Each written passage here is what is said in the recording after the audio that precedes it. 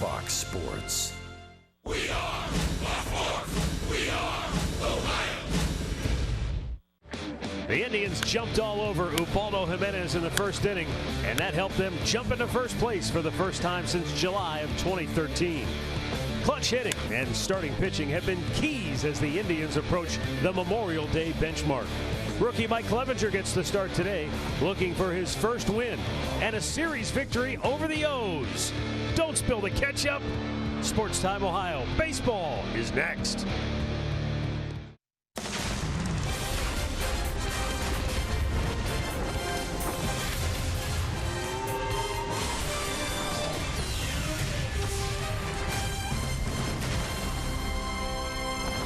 A warm Sunday afternoon in downtown Cleveland as the Tribe will go for 2 out of 3 against the Baltimore Orioles here at Progressive Field. Hi again, everyone. Matt Underwood alongside Rick Manning. One of the keys to the Indians' success here in the month of May has been their hitting in the clutch. Over their last 13 games with runners in scoring position and 2 outs, the toughest hit to get, they're batting .296 as a team. And it all started in a 2-game series here against the Cincinnati Reds. And I'll tell you what, everybody seems to have taken off a little bit. They've raised their batting average. 88 runs now with 2 outs and runners in scoring position. They had 4 hits yesterday in the ball game, and it seems like everybody gets involved when you can get that first big 2-out base hit to get them going, and you got to love that because offensively the Indians are up and moving when it comes to runs scored in the league. All right, and now they get a chance to win this series. They're going up against Chris Tillman, who's a tough customer. He's 6-1. Mike Clevinger, we've seen a lot of good from Clevinger, but with a lot of rookie pitchers, the inconsistencies there. What do you need to see from him today? Well, usually through the first 5 innings, Mike's been pretty good. I mean, he's trying to work that breaking ball in, the changeup, and his fastball, use all of his pitches. But he's got to locate that fastball a little bit better, and hopefully he can get through the lineup for 3 times. He's had a tough time doing that. This will be his first start at home, so maybe that'll help, having the fans behind him and the concentration. But he's going to face a tough customer in Chris Tillman. 5 starts in May, he's 4-0. He's a high fastball pitcher with a good curveball, and he's got a very good slider. He was a little injured last year, but he's back to healthy this year, and he's throwing the ball very well. Sounds like the key for Clevinger, as simple as it is get ahead in the count. Pitch from in front, and maybe that'll be the difference for him here today. Well, we're on the eve of Memorial Day, and the Indians are in first place, and when we come back, Andre Knott will give his grades for the Indians thus far in the season. Cleveland Indians baseball is brought to you by W.B. Mason, the official office supplier of the Cleveland Indians. By McDonald's, I'm loving it. And by your local Toyota dealers, visit buyatoyota.com. Toyota, let's go places.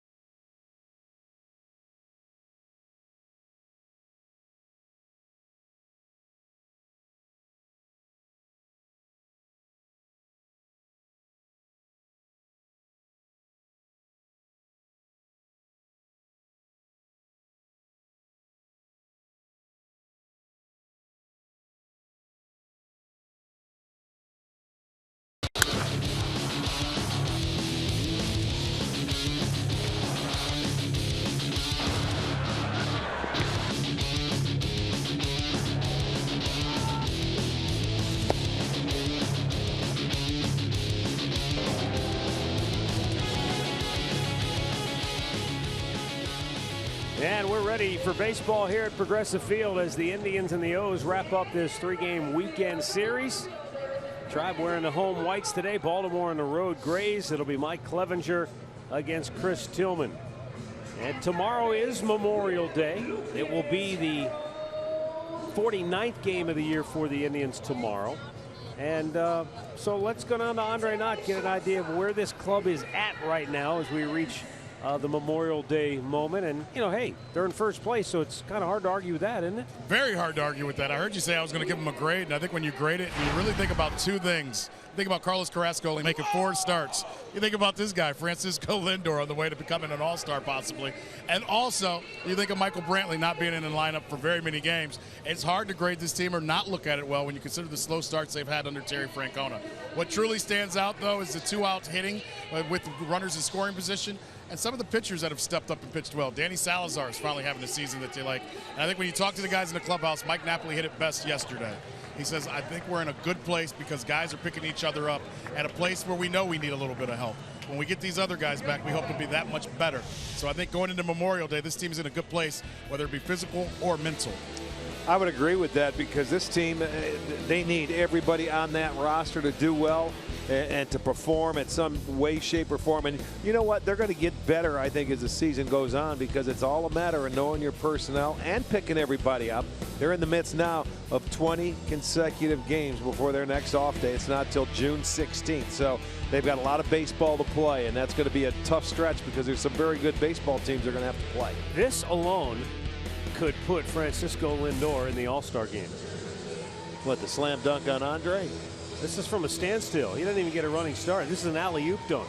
He got the gum and dunked it on Andre's head. That's a sweet alley-oop move right there. But, you know, the other thing, too, Rick, is you look at with this club, I think anytime you can handle adversity and it doesn't get the best of you, that's a pretty good earmark of a team that's built well. They're not perfect. They're far from it.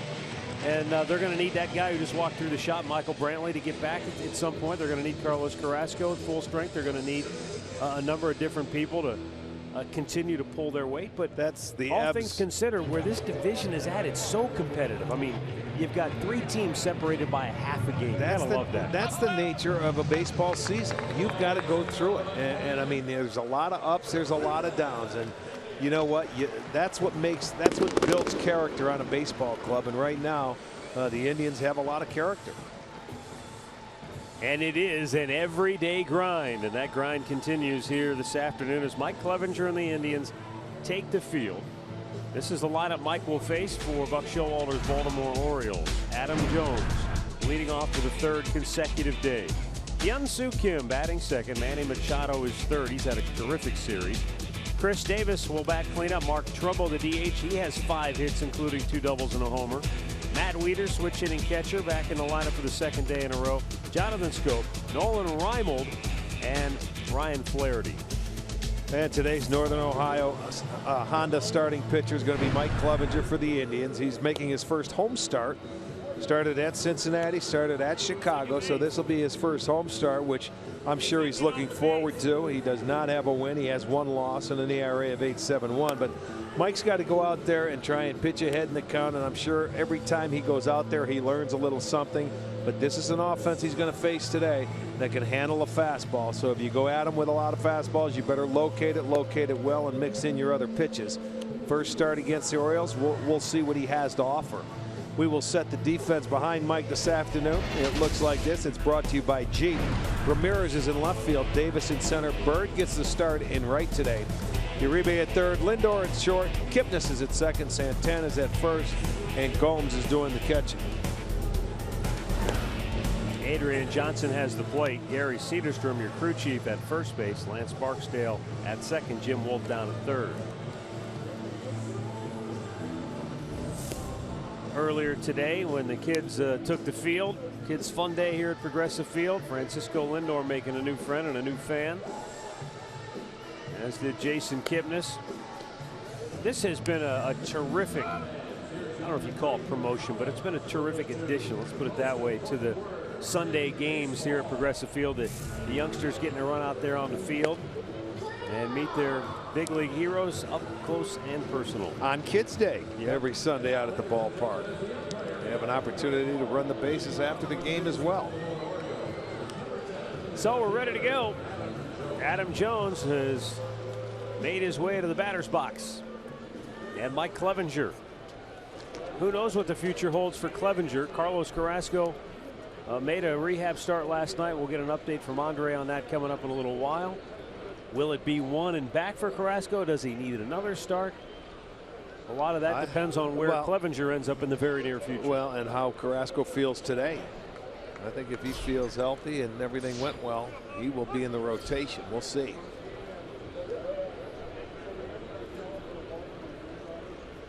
Mike winds and deals, and a fastball misses inside for ball one. 83 degrees under cloudy skies.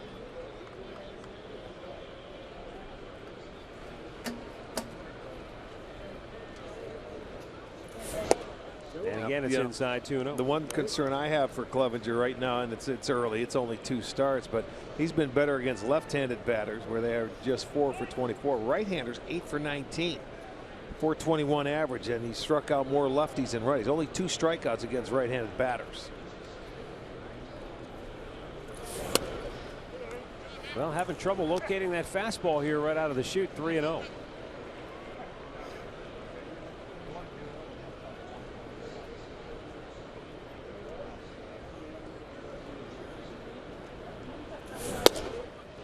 And there's a good fastball and well located too. That was no get me over right down the middle job.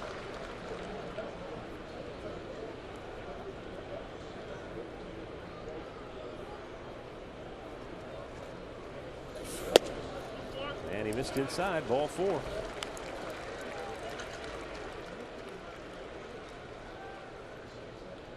Well, this is what Carrasco did last night at AA Akron. He went 4 innings, made 53 pitches. He did not walk a batter, struck out 6. He did give up 7 hits, but we understand he covered first base, you know, on a play similar to the one that he got hurt on. So maybe that was a nice mental hurdle to clear. Hyun-Soo Kim takes a look. It's up high. Ball 1. And Clevenger, 6 out of 7 pitches, or rather 5 out of 6 pitches have been out of the zone so far. Well, one thing you don't have to worry about the Orioles is stealing bases. They've only stolen 8 as a team, and they've been caught 6 times. So that really takes a little bit of pressure off you. You don't have to think about them running all over the place. Is that a product of the ballpark they play in? They don't really need speed, so they don't look for it, essentially? Well, yeah.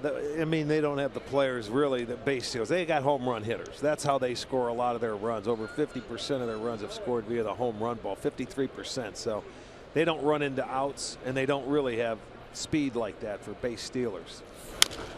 Top foul. Well, to that point, Rick, it was a runaway win essentially for Cleveland yesterday, but in the game Baltimore had a season high 6 doubles. However, the Indians kept all their hits in the yard. No home runs allowed. That's how you beat Baltimore usually. Right.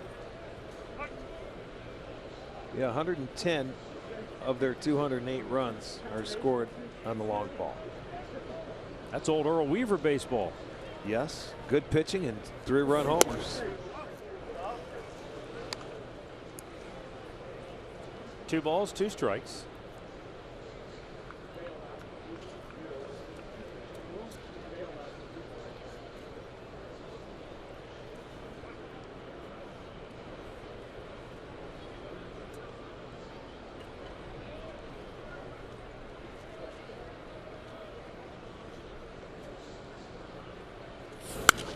And Kim fouls it back out of play. It stays 2-2.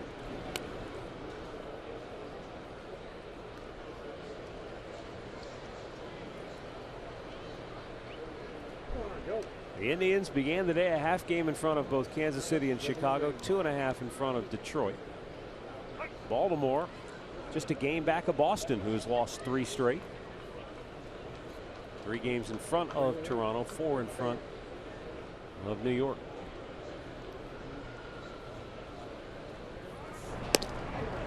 Jones back with a dive.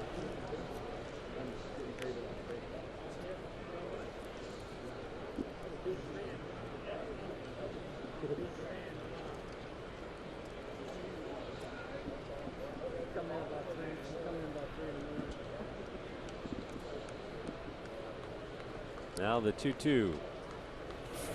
Swung on and missed. He ran a fastball up high, and Kim couldn't catch up to it. One down. Our keys to the game are brought to you by Wayside Furniture. And from Mike Clevenger, we've already seen it. Try to establish that fastball. He's been falling behind early. First couple of hitters here. And score early. Rick, Tommy Bowe looked this up. I thought it was pretty striking. After the first 3 innings, in the Indians' 26 wins, they're plus 54 run differential.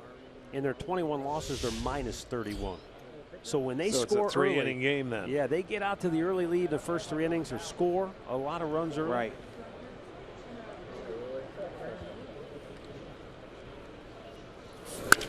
Smashed by third and into left field. Manny Machado has his 6th hit in 9 at-bats in this series. Well, like I said, they can handle the fastball, so you better locate it. And Machado, he's been very aggressive, though. That one floats onto the inner part of the plate. You know, he's been very aggressive. He's gone after the first pitch, I'm thinking at least 7 times in this series already. So you have to be ready. That tells the story. When the Indians win, it's because they're playing from in front. If they can't get the offense going, or if they give up runs early, it makes it difficult.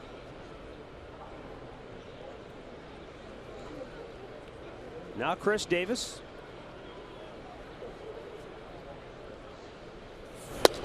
And it's interesting in that they may be playing one of the few teams this year that can overcome that kind of run differential. Baltimore's a team that from the 7th inning on, they do a lot of their damage. And I suppose a lot of that has to do with the fact that they can hit a lot of home runs. Because in late inning situations from the 7th inning on, when you get in to those other teams' bullpens, especially the really good back end bullpen guys, it's hard to string together 4 and 5 hits to get a rally going. You better be able to get a walk and hit a 2-run homer. And that's how you're going to usually put up some numbers late in the game. Well, when you live with the long ball, sometimes you die by it too. But when the good pitching comes. Clevenger behind again, 2-0. And it's 3 balls, no strikes to Davis. Yeah, he's digging himself a hole pitching from behind. That's something he's a young pitcher. Even though they've never faced you, the more pitches they see in an at-bat, the much better it is for them. Not only the first time through, but that second time through when they're going to see you.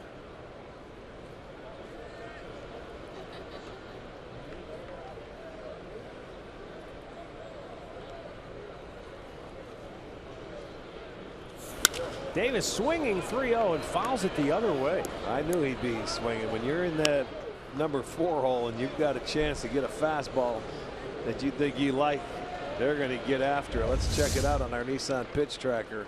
He gets that fastball. It's a little bit away and fouled it off, but he took a healthy cut.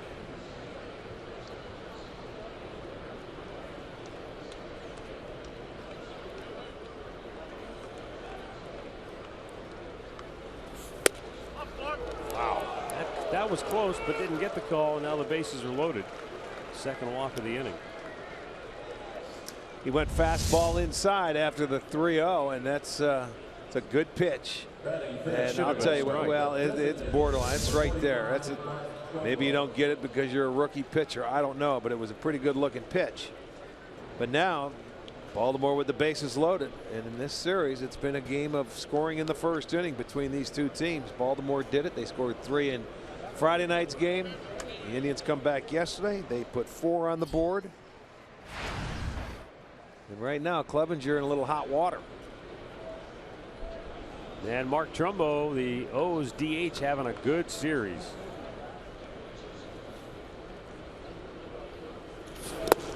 That's ball 1 on the dirt. Trumbo is 5 for 8 with 2 doubles and a home run.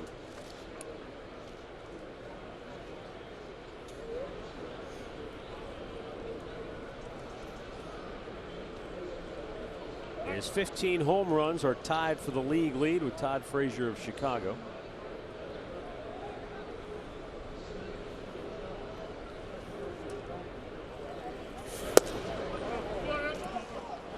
I don't know. Is there a strike to be had here? Well, as you know, when you're a little erratic early in a game, they're going to make you throw strikes.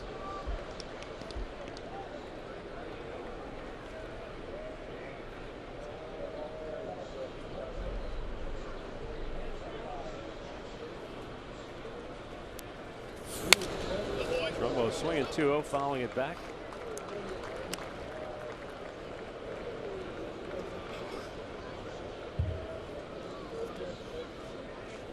Already a 20-pitch inning for Clevenger.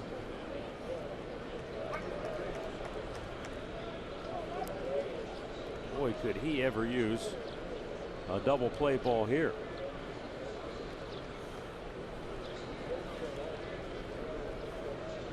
And on the 2-1, it's inside. Behind everybody. Won't be long before Mickey Callaway comes out there and has a talk.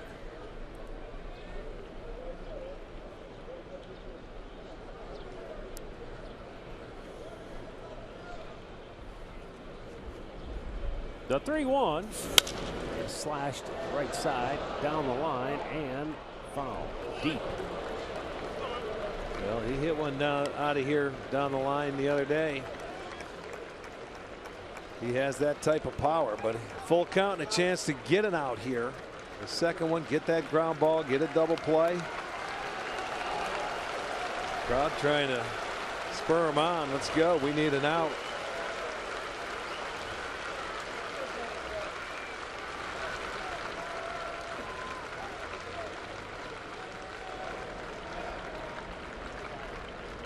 And with the bases loaded and one out, here's the 3-2 pitch. And a breaking ball tap foul. I like the pitch selection there. But Trumbo able to get a piece and stay alive. Well, you pretty much, as a hitter to this point, you got to look fastball. He hasn't proven he can throw a breaking ball yet. He's not going to throw it in a 3-2 count, and his fastball's been all over the place. So it's either going to be a fastball or a changeup, I would think.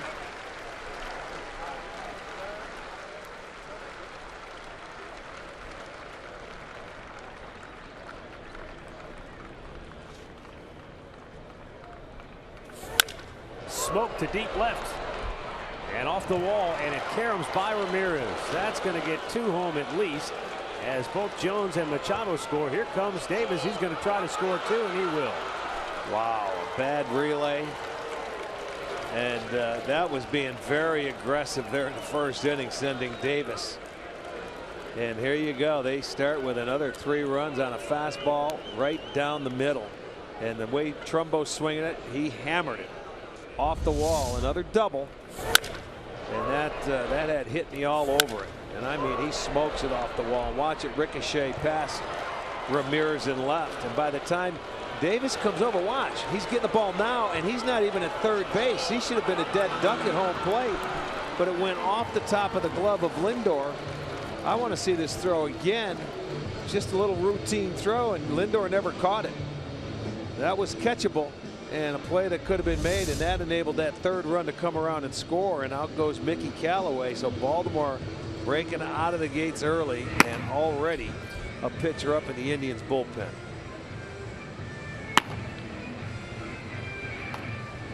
So in the series, twice in 3 games, Baltimore has put up 3 runs in the first inning. And they're not done yet with only 1 out. Another double. You said they had 6 yesterday. They come out of the chute. They get their first in the first inning here, and that one counted with the bases loaded. Trumbo, a 3-run double.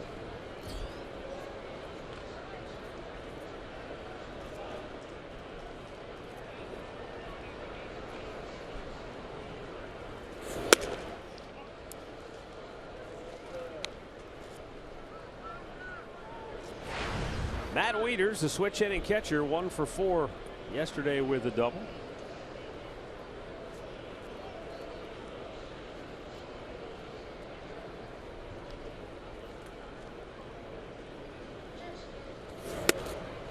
You know, and I haven't seen Clevenger throw a breaking ball yet. Well, he hasn't been able to establish his fastball. Well, then try something to slow you down. That's his 4th 2-0 count already in the first inning. You know what? Sometimes when you don't command your fastball, mix in a breaking ball. Maybe it slows that body down and lets your arm catch up. Popped him up. Lindor calls for it.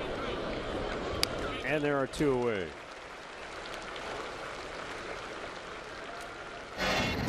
Let's check out the sequence to Trumbo. There's a little breaking ball there, and he missed for strike 1. Went with a low fastball. It was down. Another fastball down. Throws like a changeup in.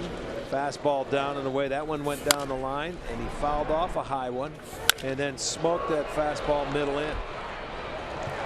No wrinkles, though. Well, maybe the first time to start it out with a strike 1, and he missed, but never came back to it.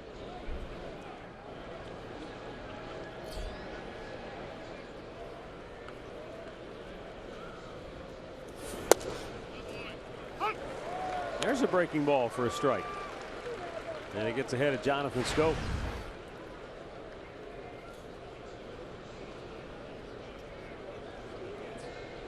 Schoop is the guy that got the base hit Friday night to continue that first inning and drove in a pair with 2 outs.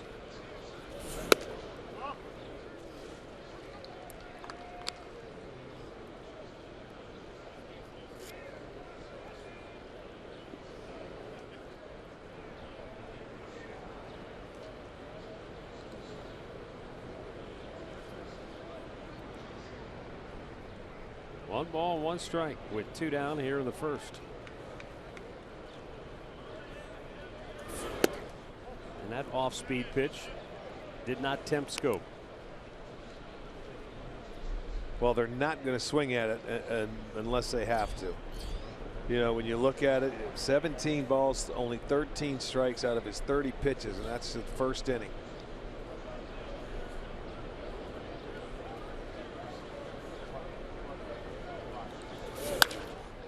Foul down the left side.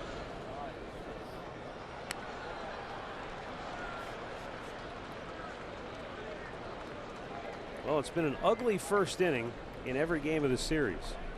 Trevor Bauer faced 8 batters in the first inning of the series opener and allowed 3 runs. Ubaldo Jimenez faced 9 hitters in the first inning yesterday and gave up 4 runs. And now Clevenger, it's his turn today, facing the 7th man in the inning. Schoop reached for it. And Uribe will flip it across. That'll end the inning. Baltimore strikes for a 3 spot. The Indians are coming to bat.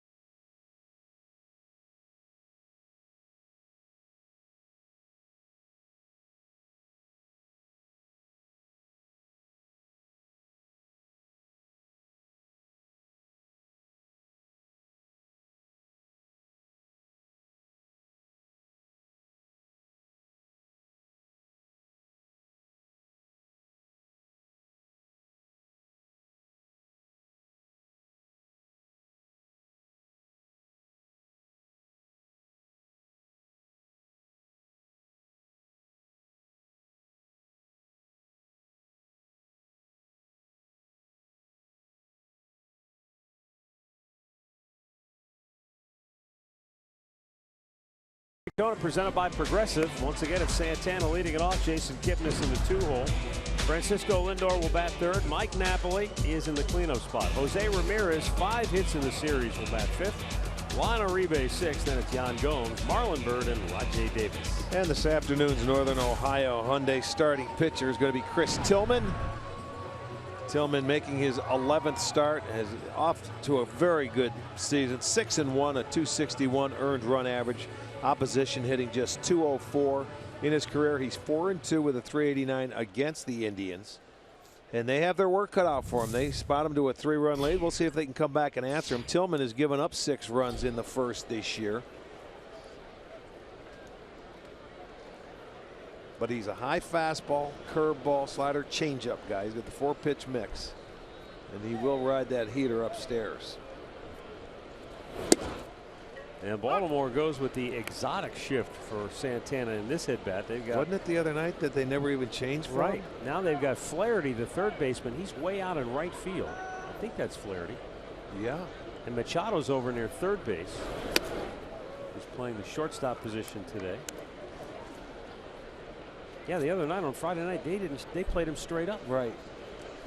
I remember us commenting on it and said that may be the only team that does that. Foul right back. 1 ball, 2 strikes.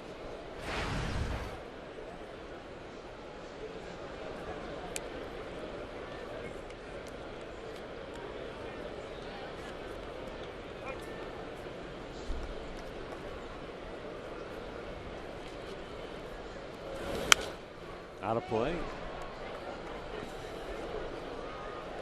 Stays 1 ball, 2 strikes.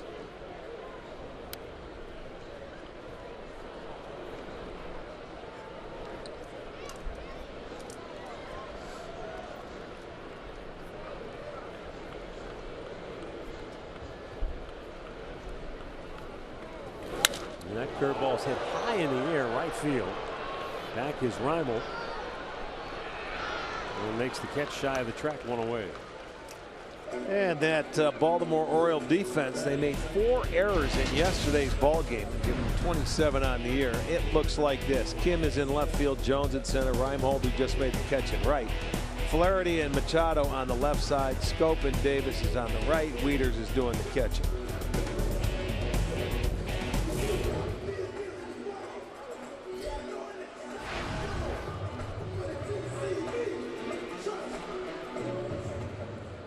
Jason Kipnis just 1 for 9 against the Birds. Taking a strike. So far, Baltimore in Tillman's 10 starts are 8-2, and they've given him pretty good run support, over 4.5 per game, and they're off to a good start today with 3 in the first, and he's won 5 straight starts. Well, with a no decision in his last one.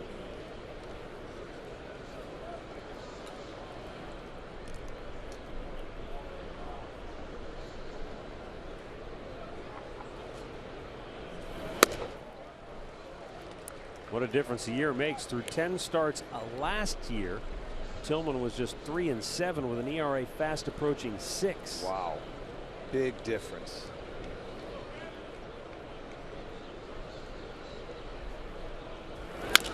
Big chopper to second.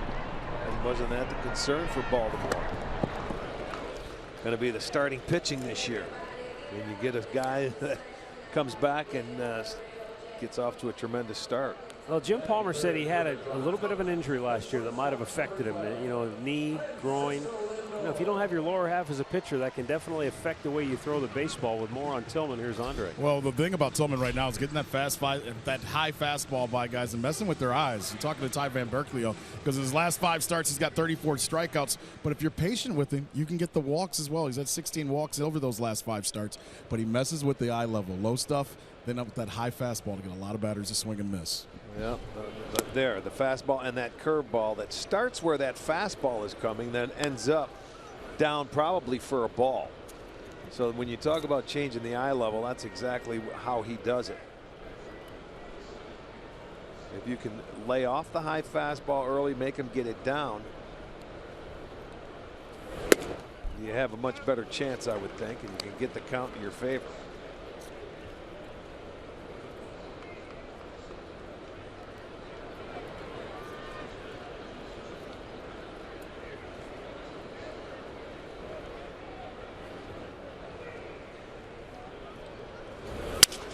Lindor breaks his bat, flies one to right. A running catch by Reimold ends the inning. Tribe goes 1-2-3. It's 3-0 Baltimore after one.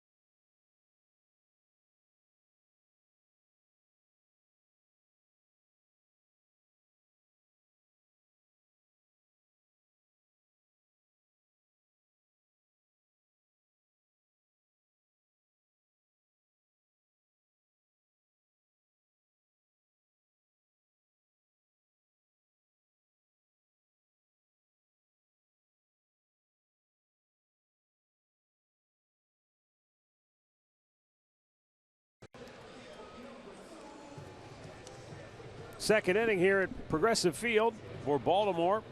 Nolan Reimold will lead it off. Sunday afternoon crowd filing in, and they fade to black just like that. Reimold 1 out of 4 in the series.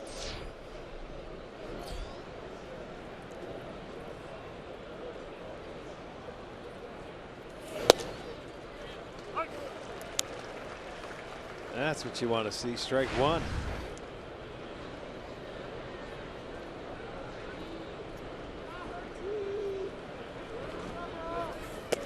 A little bit inside, evens the count.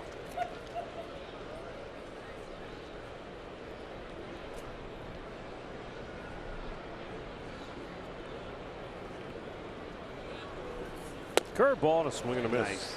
Well, and now what Clevenger has to do is what we talked about, and here's a breaking ball. There you go. Throw that for a strike. Now you let those hitters know you have 2 pitches you can throw in there for strikes. A lot like what we talked about what Bauer did on Friday. Wow. It looked like Gomes thought they had one. I think everybody except the home plate umpire thought it was strike 3. Let's take a look and see. It's a breaking ball. It's right over the. That's a strike. Sad, but what are you going to do? You don't get that call, and if you're a young pitcher, what do you have to throw it down the middle? Yan Gomes has a play on this one, and there's out number 1. Well, Indians baseball is live with the MLB.com @BAT app. You can stay connected all season with radio broadcasts, video highlights, stats, news, and more. Just download MLB.com @BAT, the #1 app for live baseball on your smartphone and tablet.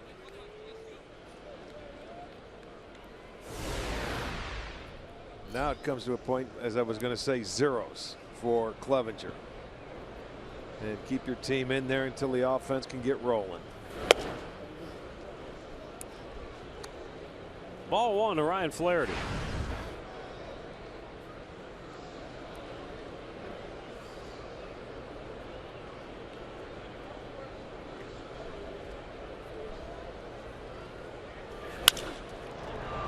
Base hit, center field.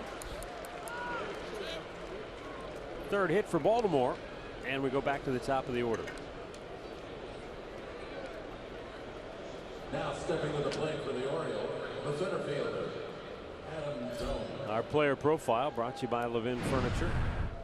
Adam Jones, a former first-round pick of Seattle, came to the Orioles in what was a truly lopsided deal with Chris Tillman, who's starting today, for Eric Bedard.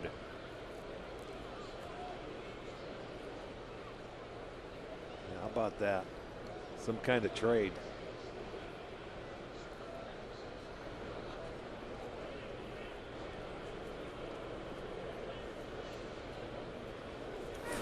Swung on and missed. Now, you have to remember, too, at the time of that trade, Bedard was a left-handed starter.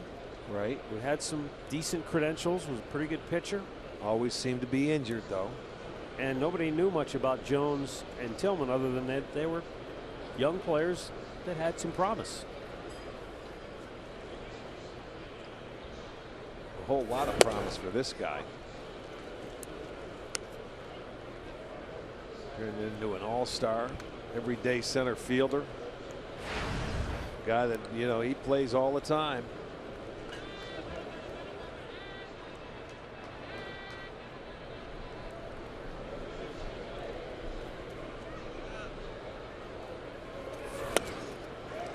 Jones almost came out of his shoes. And they count 1-2.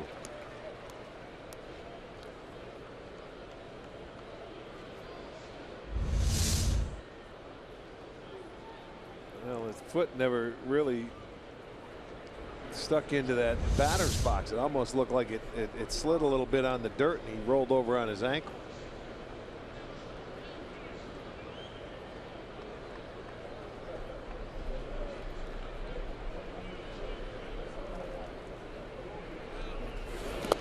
And he chased one, strikes him out. Second strikeout for Clevenger.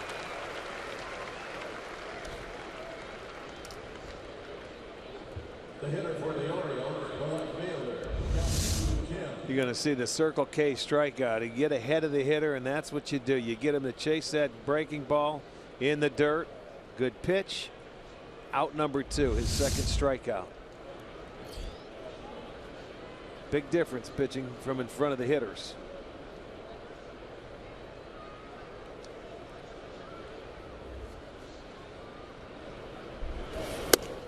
Hyun-Soo Kim struck out his first time up.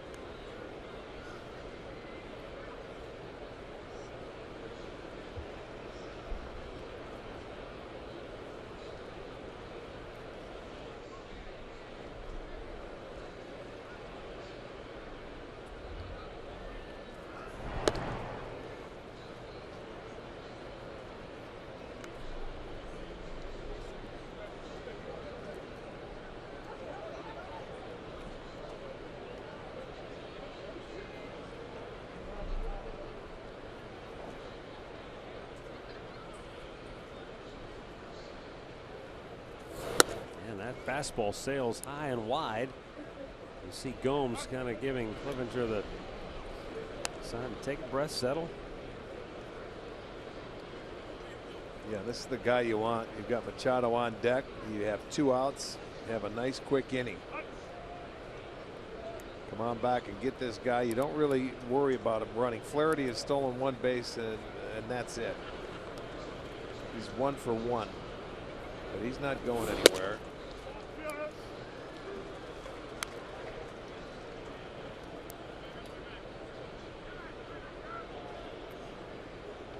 Well, and this has been his problem in the first couple innings. This is the 7th count for him after a 1-0 pitch. So far, there were 2 for 4 and 2 walks. After he gets ahead, strike 1, they're 0 for 3. No, he didn't throw a strike to Kim, and that's his 3rd walk now. And there are 2 on with 2 out, And Manny Machado is the batter. At bat for Baltimore, number 13, Manny Machado. Bullpen will scramble into action once again for Cleveland.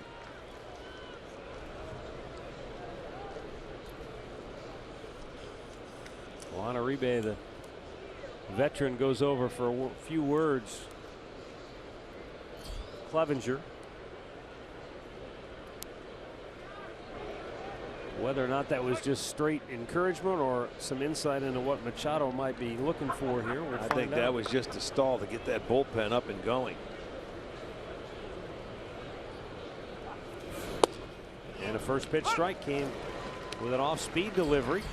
Dropped it in there to get ahead of Machado, and as you pointed out, when he gets strike one, they're 0 for 3. I mean, gosh, it just seems so brutally simple. Well, it does until you're out there trying to throw strike one to some of these hitters that are trying to take you deep or take your head off.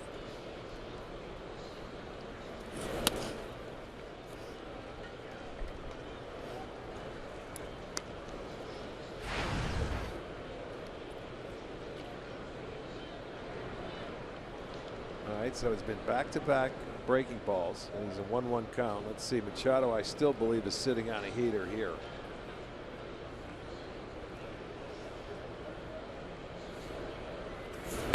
Fastball, but it ran in and almost nicked him.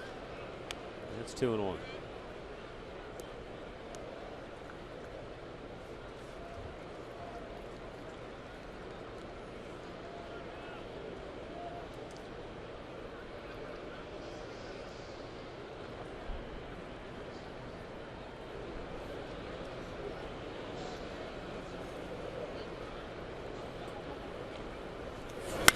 Smoke foul.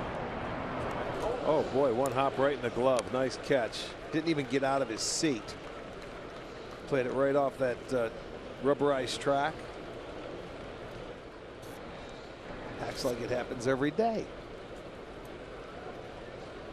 Well, they threw him a breaking ball there, and the count evens at 2-2.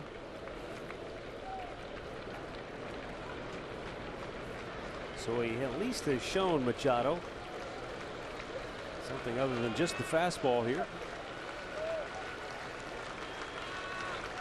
And the 2-2 is bounced in a full count.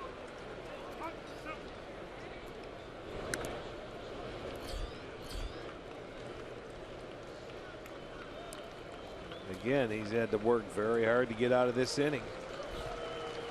The 2-out walk to Kim is the one that really, they're sitting there talking about their situation right now. And what's he throw here? 3-2.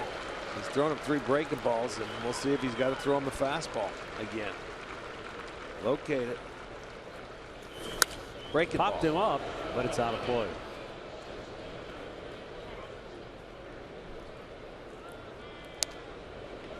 So Machado will see another pitch. The runners will be off.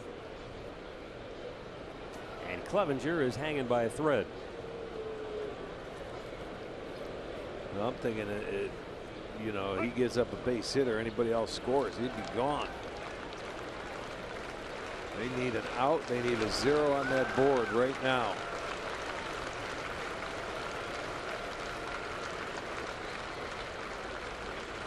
Again, the 3-2. High and foul, and again out of play. Again. Another off-speed pitch.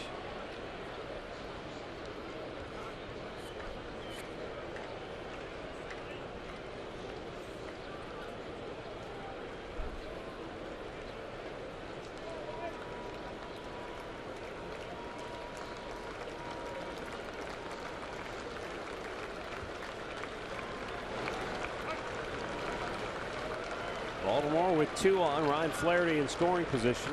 Hyun-Soo Kim at first. They'll be in motion on this 3-2. And Machado fouls another one off.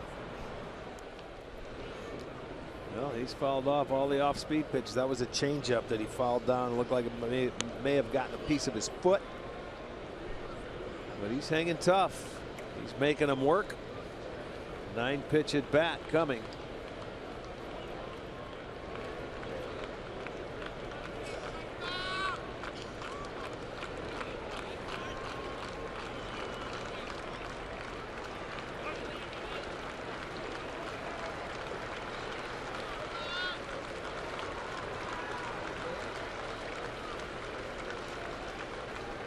Again, the runners go to 3-2, and a swing and a miss. He struck him out to end the inning. So Clevenger survives the second. Baltimore strands a pair, but they lead it 3-0.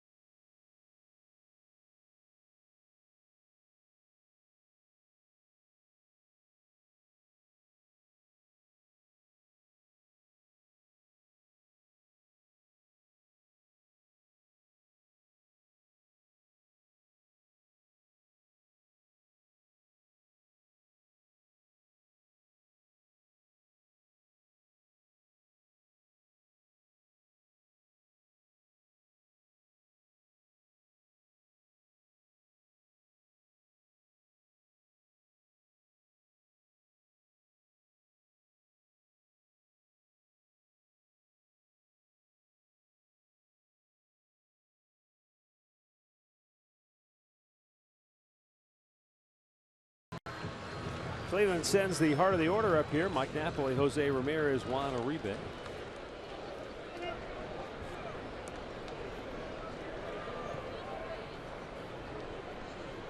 Chris Tillman's only thrown 12 pitches.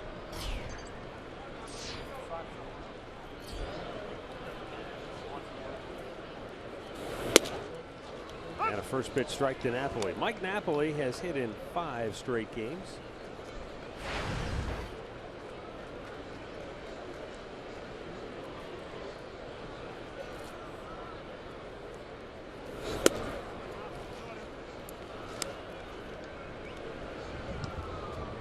Homers, 9 doubles, 33 driven in.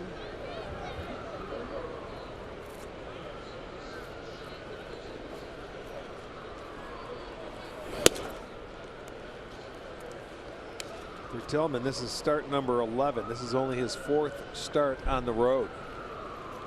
7 of them coming in Baltimore, where he's pitched very well, 5-0. If you can pitch well there and take that mindset with you on the road, you ought to be in pretty good shape. Yeah, no kidding. Smacked foul, look out. You would think so.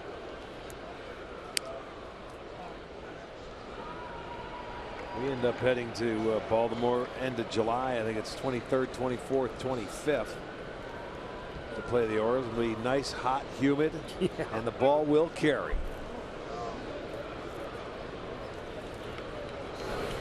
Outside. And a full count.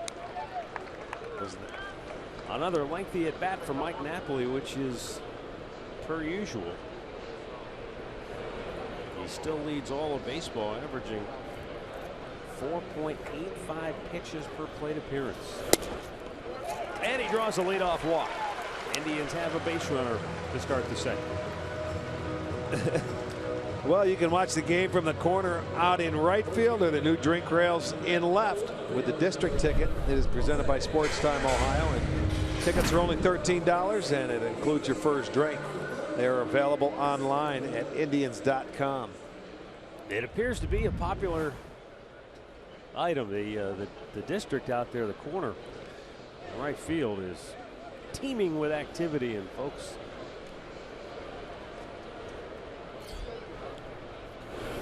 Jose Ramirez looks at ball 1 inside.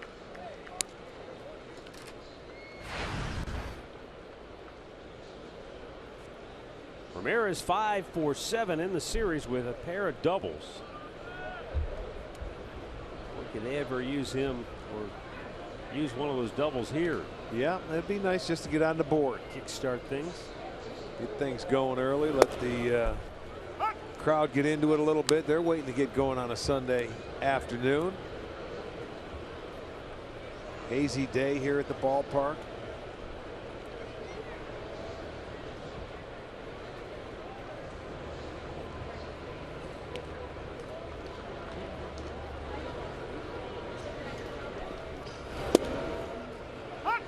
And Tillman gets ahead of him 1-2.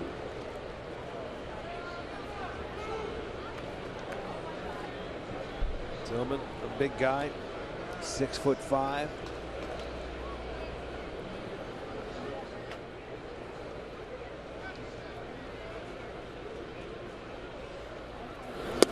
There's that pitch, that fastball, not down the middle. It was away, and he got the swing and miss.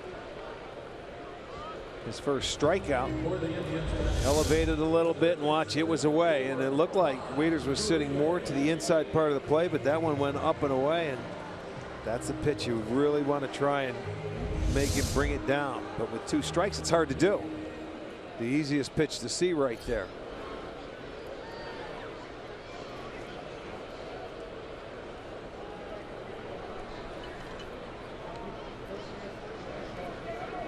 Juan Uribe.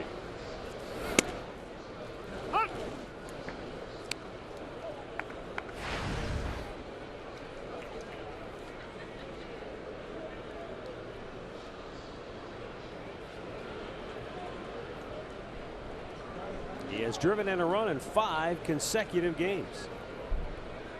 Scored a couple yesterday.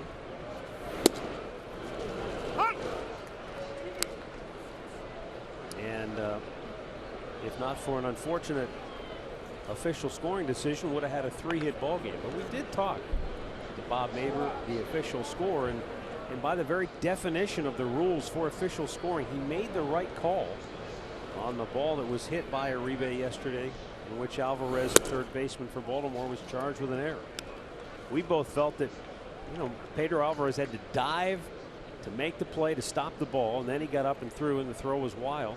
No ordinary effort. Was it? Yeah, we thought it was beyond the ordinary effort. Right. Should have been a hit, but Bob said that by the letter of the scoring definitions, even if a guy dives for a ball, if he gets up and has time to throw him out and makes a bad throw, it has to be ruled an error. And that's how the league wants it. Yeah. He said he did that. That's what he believes in, because we have talked to him. We mentioned that yesterday a number of times last year, and they had 2 calls that were sent in last year, and they were overturned on him because he gave hits and they were reversed to errors. Yeah. So he says that's what they want me to do, so that's what I do, and it makes sense. And he said, you know, the league, or the Major League Baseball's view is it's a 2-part play, which I just have a hard time. I don't agree with it. That's it. Simple as that. Uribe smokes it foul. And that's what's great about baseball. We don't always agree on things in baseball. But here's the play we're referring to in case you missed it. He smoked it to third. Alvarez had to dive to the line. That's tough an play right there. play. Now when you get up to throw, you see the throw short hops him, and Davis doesn't come up with the play. Now certainly if he makes a good throw, he's out. Okay, yeah, we all get that. But it's not a routine, ordinary play. It's not an easy throw. As you say, the internal clock is running on that guy that's the defender. And a routine double play ball here. And the Orioles get out of the inning. Through 2, it's Baltimore 3, Cleveland 0.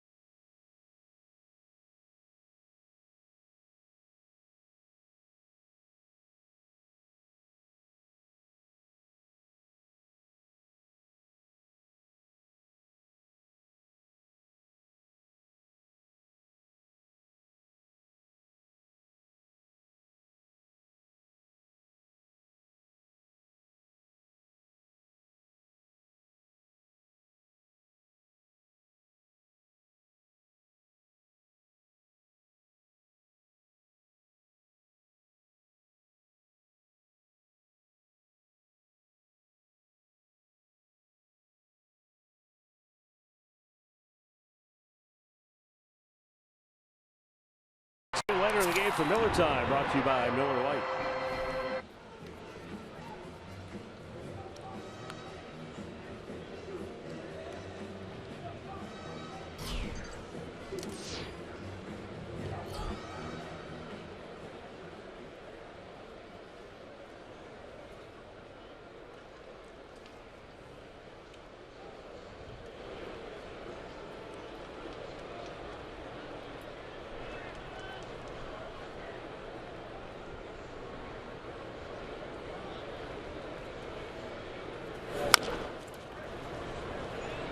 To third base and a rebound. Nice play on the move. The retired Chris Davis one away. What you like to see? One pitch, one out.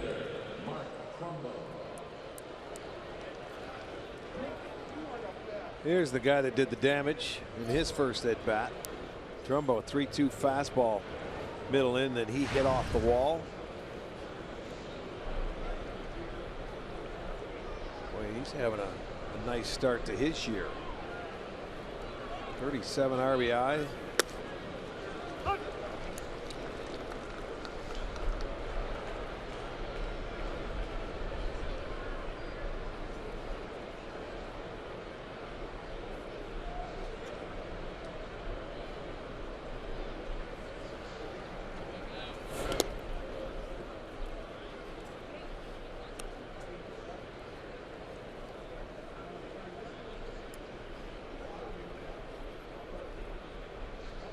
He had back-to-back 30-plus homer seasons with the Angels.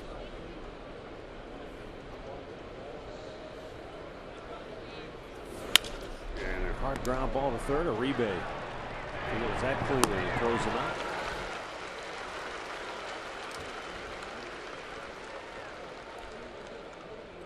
Well, get yourself a Tribe duffel bag. That'll be tomorrow night. The Indians are going to take on the Texas Rangers, who come into town. 10,000 fans will receive the bag. That is courtesy of Sherwin-Williams. Visit Indians.com for your tickets.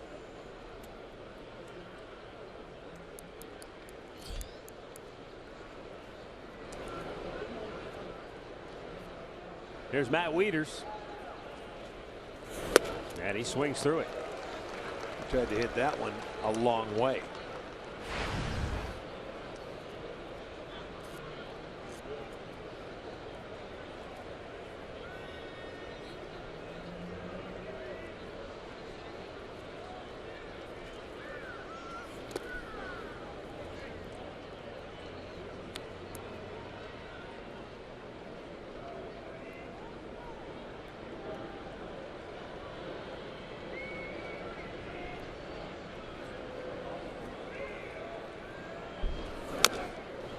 Reach for it, but pulls it foul. And the count 1 ball, 2 strikes.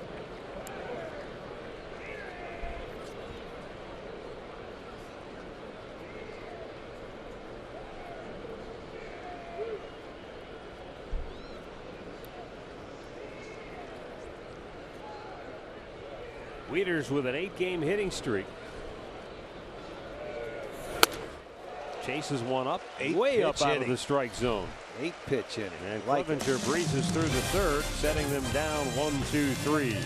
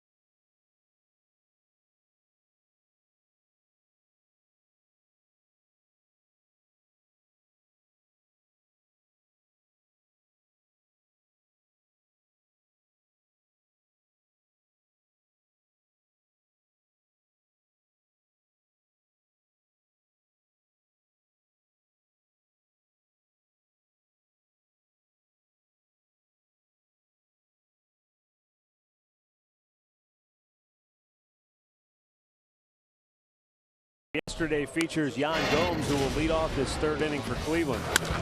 First inning, 2 outs, drives in 2. And then later on in the ball game, had an RBI single, scoring Juan Uribe. A 3 RBI game for Yan Gomes, and the Indians blowout win over Baltimore yesterday. Now here in the third, trying to get the Indians started. Tribe looking for their first hit.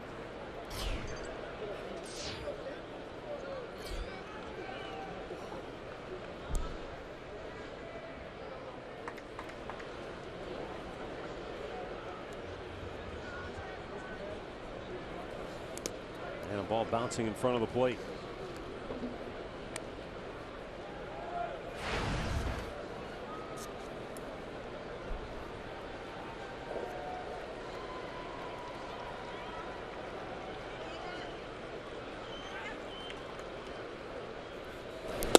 Swung on and missed.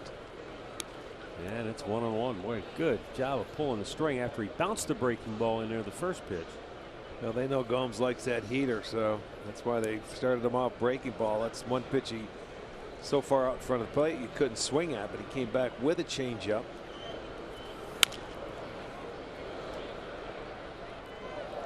Now he's down 1-2. I would expect him to try and elevate the ball here to Gomes. Yan Gomes, a very good low ball hitter. Then you have Tillman, that can be a high fastball pitcher.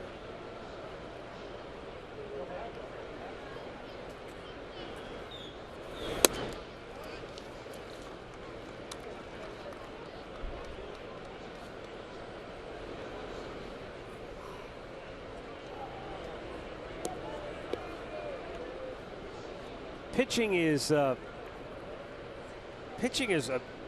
really hard to figure out sometimes in baseball.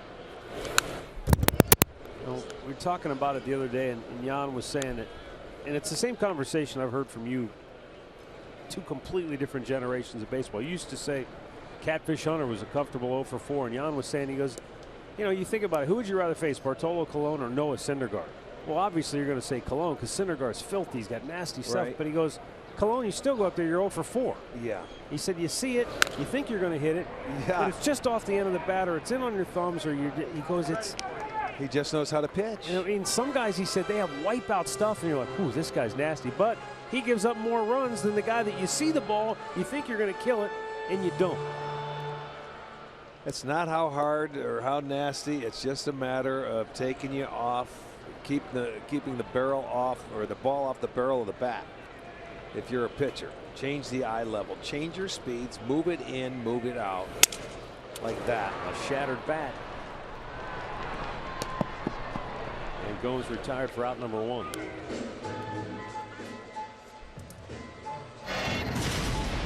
Injury report brought to you by the attorneys at Elk & Elk. Sal Perez, after that ugly collision with the third baseman yesterday in foul territory. No structural damage initially reported, so it looks like just a week to 10 days. At least the Royals are hopeful that's all it's going to be. The good news for the Indians is that means he would be unlikely to play against the Tribe in their upcoming series. Yeah, that's we'll coming see. at the end of the week. Thursday, Friday, Saturday, Sunday. And then after that series, it's a good swing. And a line drive to Jones, 2 away. You know, here's the play that had happened. There was a little pop foul territory. Cuthbert coming in at third and Perez going out. You see him raise it, and then he ends up getting him right there. I didn't see the leg or the knee, but you could tell he's in some pain. Well, he hit him right above the knee, right in the thigh. It looked like the shoulder into the thigh. And that's not a good sight. So they say 7 to 10 as of right now. So it doesn't look like he'd be back for next weekend. But sometimes with a collision like that, you don't know, did the foot stick just enough, and did those ligaments stretch? And he's had knee, he's had knee surgeries before, so you never know what could happen there. That's when you're right. They're hoping, they're holding their breath. Rajay Davis swinging a miss. I mean, you see that same hit in football week in and week out, and the guys get up and it's no big deal. But they're not wearing spikes where those shoes might dig into the ground a little bit more so, or And they're not used to that kind of hit, too. That's true. Davis really pulling off that off-speed pitch, and Tillman's just saying, well, if you're going to keep swinging at it, I'm going to keep flipping it up there. 1-2 the count.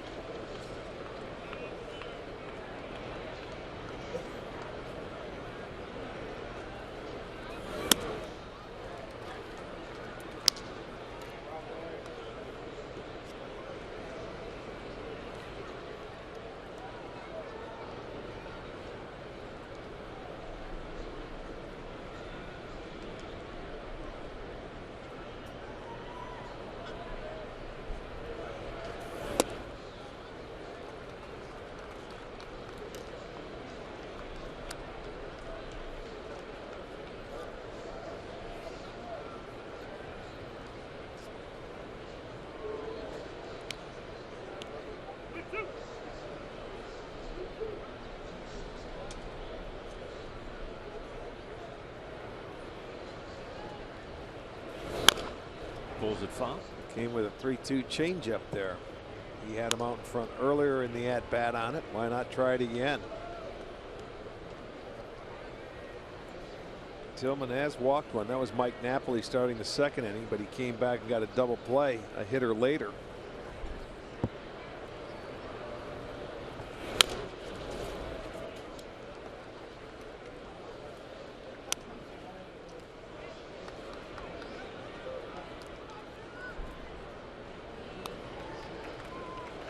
It'll be the 8th pitch of the at bat coming up.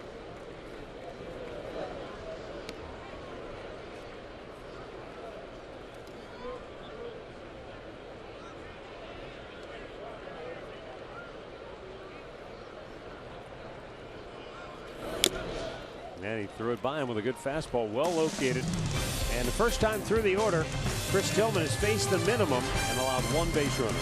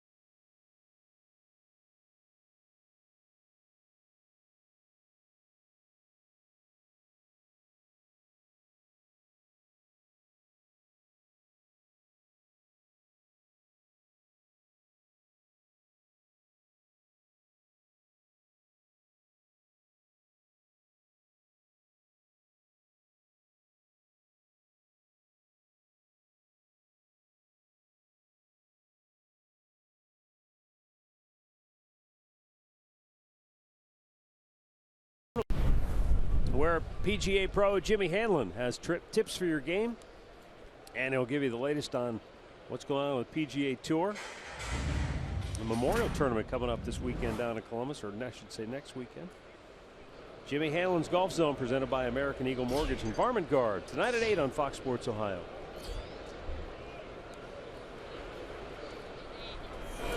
Swing and a miss, first pitch. Jonathan Scope trying to get after it. Last 11 pitches, 9 strikes for Mike Clevenger.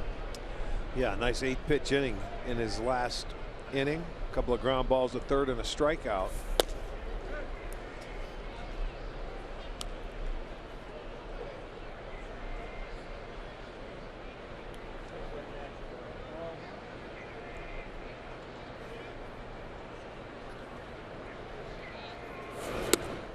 And Scope couldn't help himself.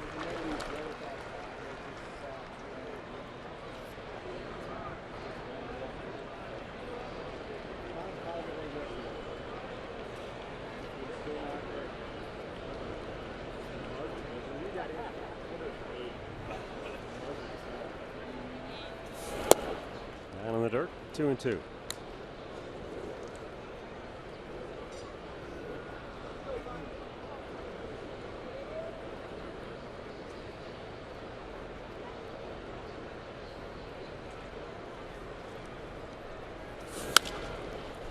Scope pushes one foul off to the right and into the seats. It goes. Nice barehanded grab by the red top.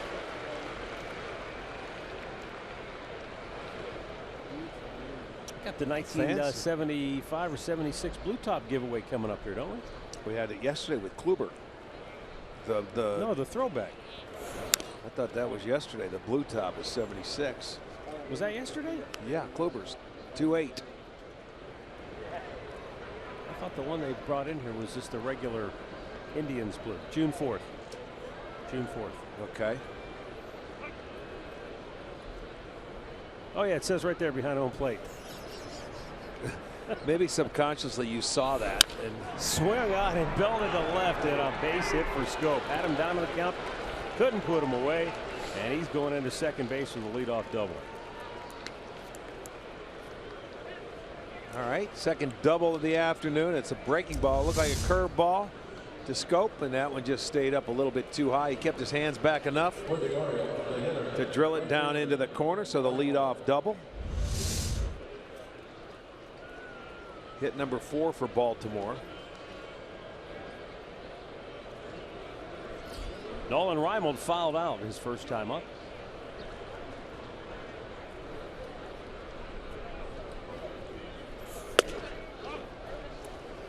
Pitch missed inside.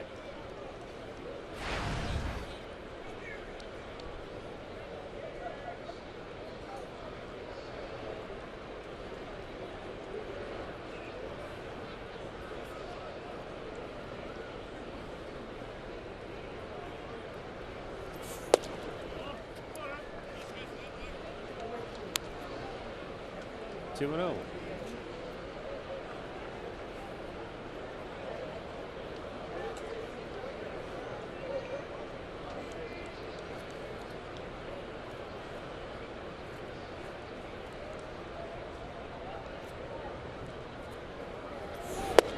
Nice. Dropped the breaking ball in for a strike. It's 2-1.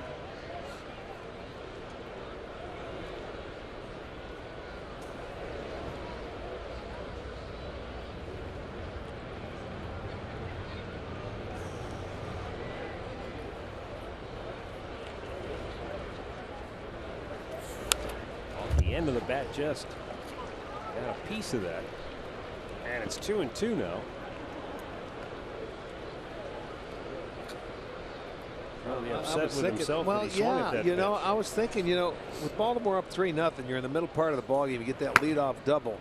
You're at the bottom part of the line. It's worth a shot to try and get him to third base, just to add on another run when you're Baltimore. Just try and move him over, let the next guy do the job. Here's the 2-2. And down low, full count.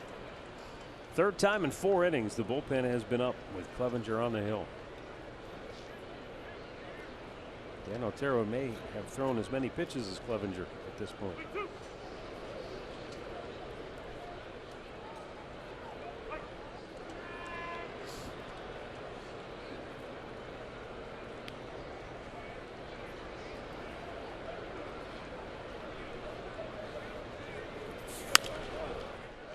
Play.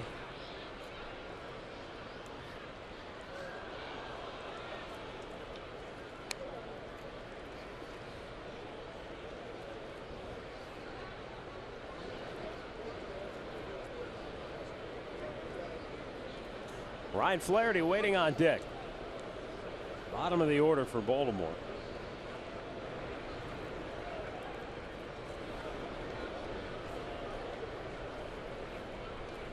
3-2 pitch. Got him to swing at it. That should get it done. Davis makes the grab. tagging and going to third is Scope. On away.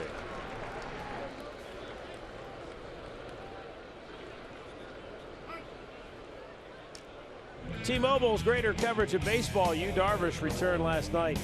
Only made 80 pitches, but he went 5 innings and struck out 7, got the win.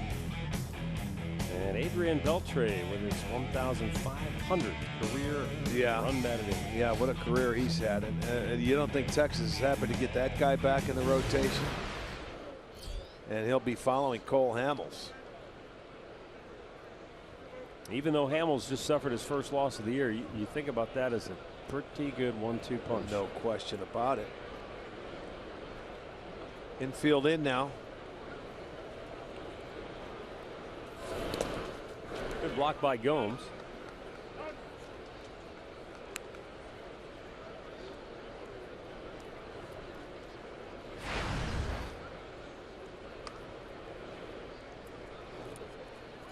Jonathan Scope, the runner at third, not blessed with blazing speed.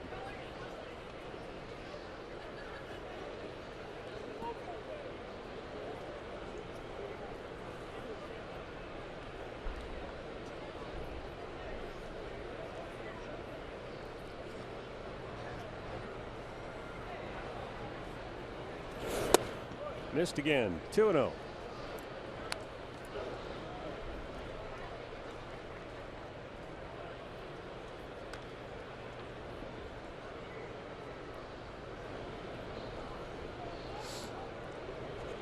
This is the 7th 2-0 count for Clevenger this afternoon.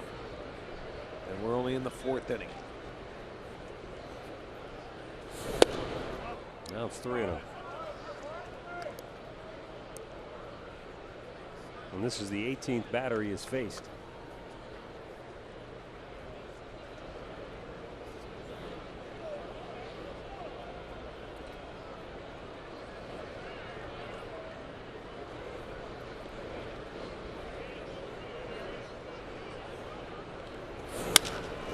To left field. Plenty deep enough. Ramirez makes the catch. Scope tags and scores, and Baltimore's lead is now 4-0. You're going to get the green light. Hitting ninth, 3-0. Man on third base, less than 2 outs. He gets the job done. They get him on, they get him over, they get him in. For the Orioles, now hitting number 10, Adam Jones.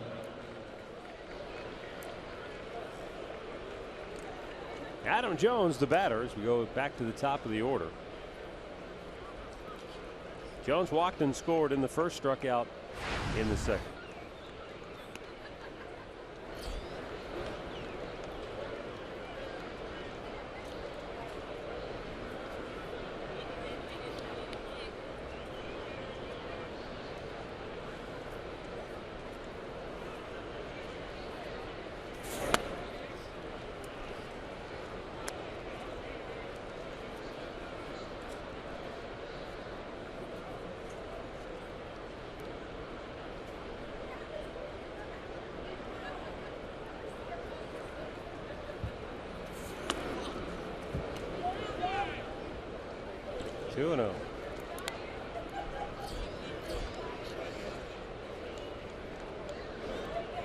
That's a hard way to go, man. Early in a ball game against a team like Baltimore.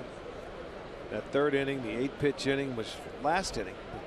At least 20 every other inning. That's a tough way to go and a tough way to pitch at this level. And Jones on the 2-0 pitch. Pulls it foul.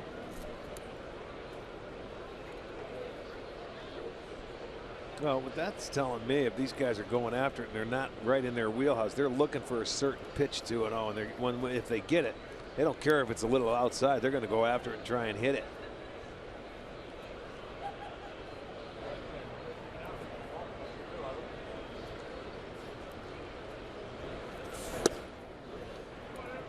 And a 3-1 count for Jones. Just hasn't really had command of the fastball today.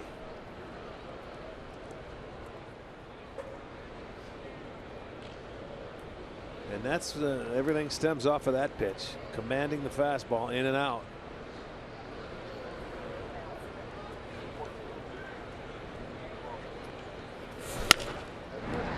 Foul, full count. That was a breaking ball or a changeup. It looked like it might have been a slider.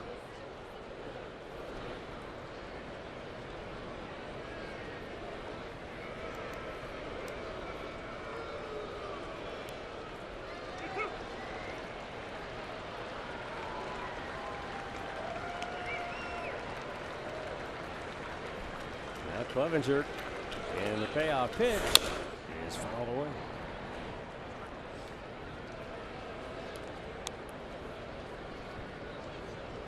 Mentioned before that Adam Jones was originally drafted as a shortstop by the Seattle Mariners, and it wasn't right away that they moved him to the outfield. He was drafted in '03. It wasn't until the '06 season that he moved full-time to the outfield. 2 years later, he landed in Baltimore and has taken off ever since. Fisted toward second. And the inning is over. Birds at a run, middle of the fourth. Baltimore 4, Cleveland nothing.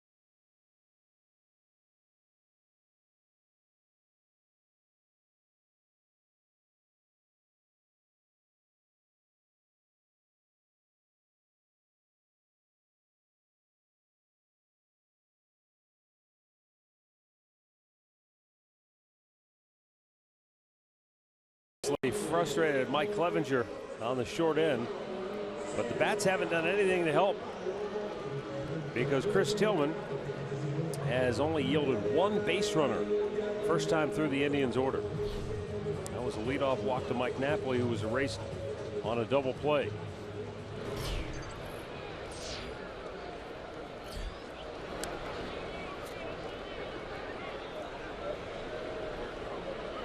If they can get on the board here and still make a game of it,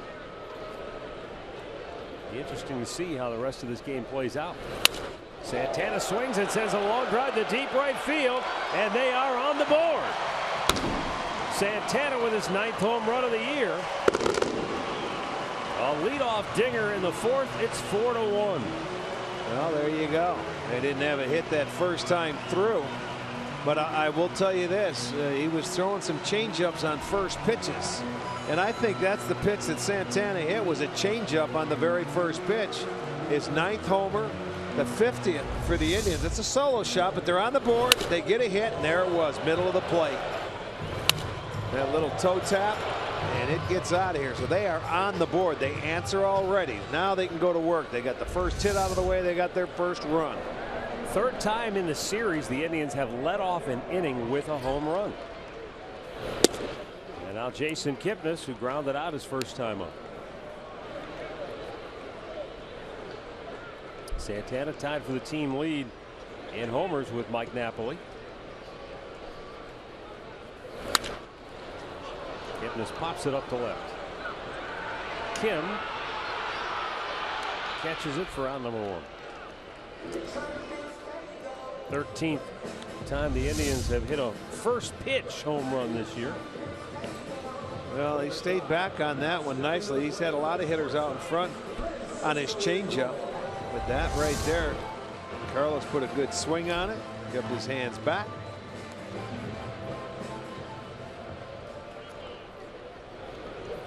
Still work to do. And Francisco Lindor, the batter.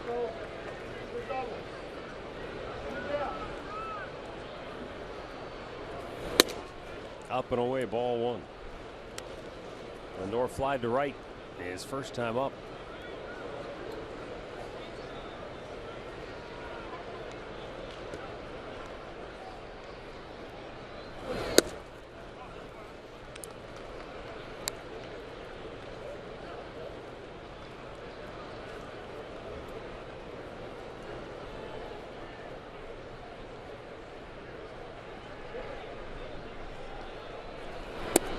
Low.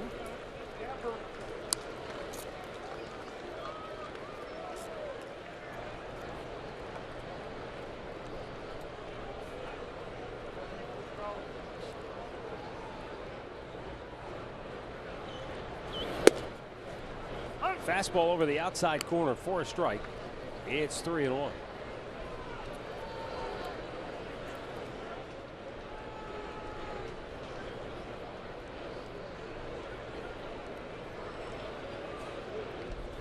And he walked him.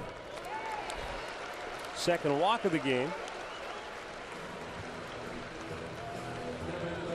Well, KeyBank Kids tickets start at just $10 for kids 12 and under with the purchase of an adult ticket. And kids tickets are located in the Family Deck at Progressive Field and are only available at Indians.com/kids tickets.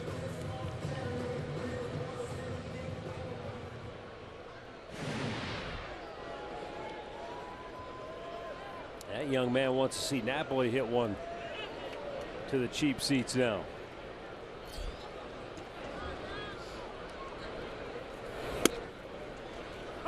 And a strike called.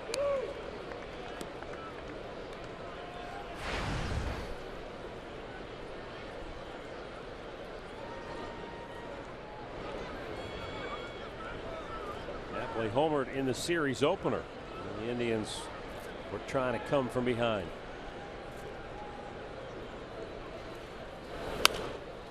Pops this one straight back. Had a good swing, and that might have been a changeup as well. He had one up in the zone. The Indians hit 2 home runs in the series opener against Baltimore. Both of them were solo shots.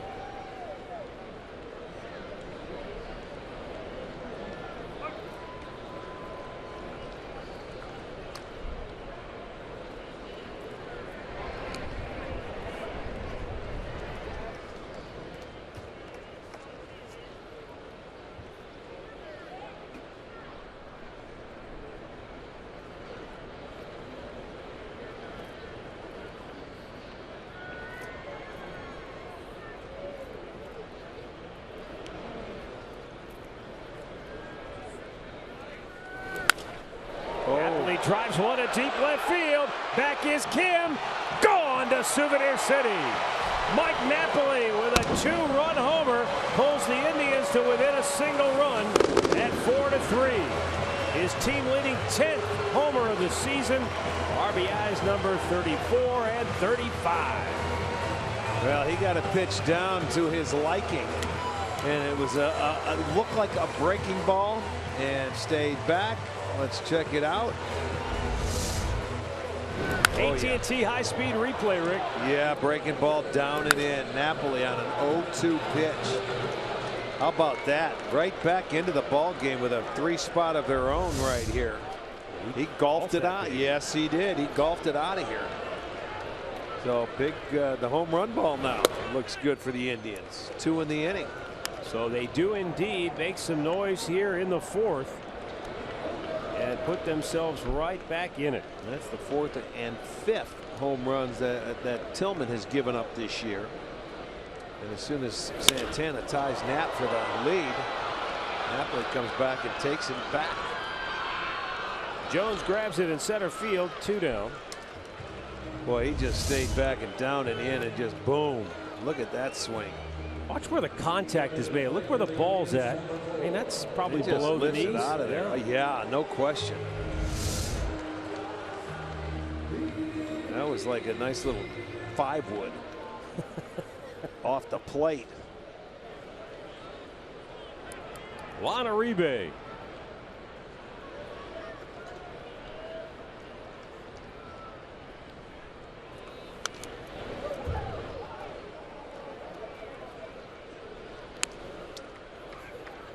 Boy, that changes things in a hurry. You go from 4-zip where the Indians hadn't had a hit, nothing going offensively first time through the order, and then that's wham. A couple of long balls, a hanging change up, and that breaking ball was down to Napoli.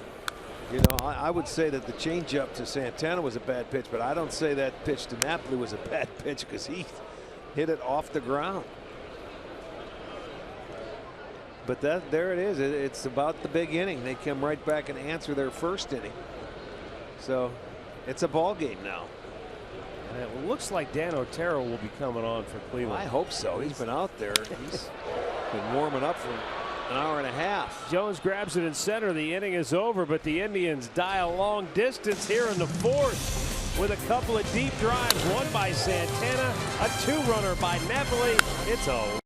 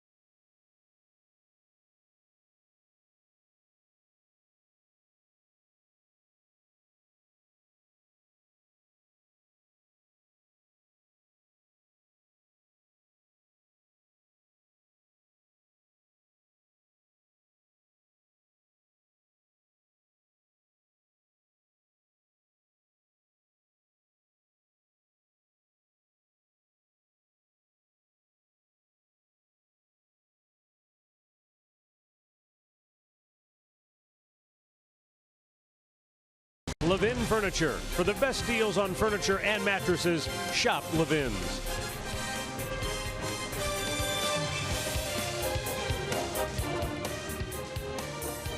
Here is the Cleveland Clinic call to the bullpen as we go to the 5th inning.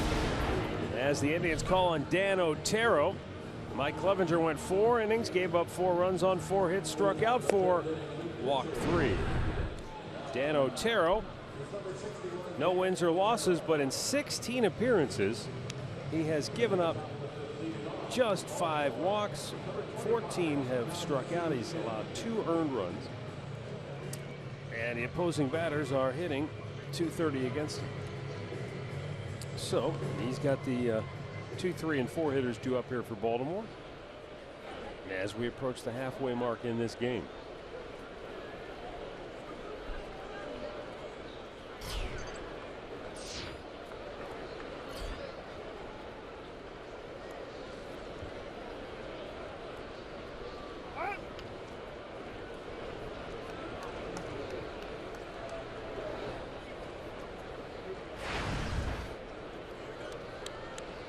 We talk about it after the Indians came back and answered that one that Baltimore added on. This is the inning you'd love to see a 0 on the board if you're the Indians. Keep that momentum in your favor. Try and get your team right back into the dugout.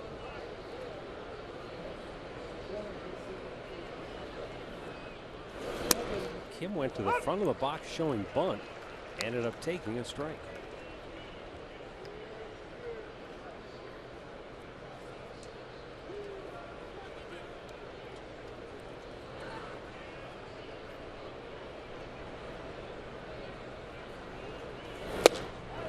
threw it by him, 1-2.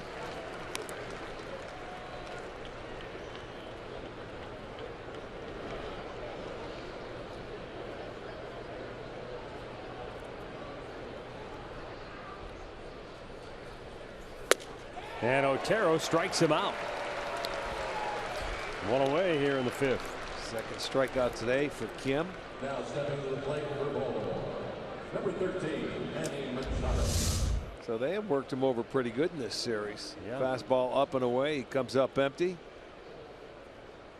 Pulled off the pitch. So out number 1 here in the 5th. Now Manny Machado.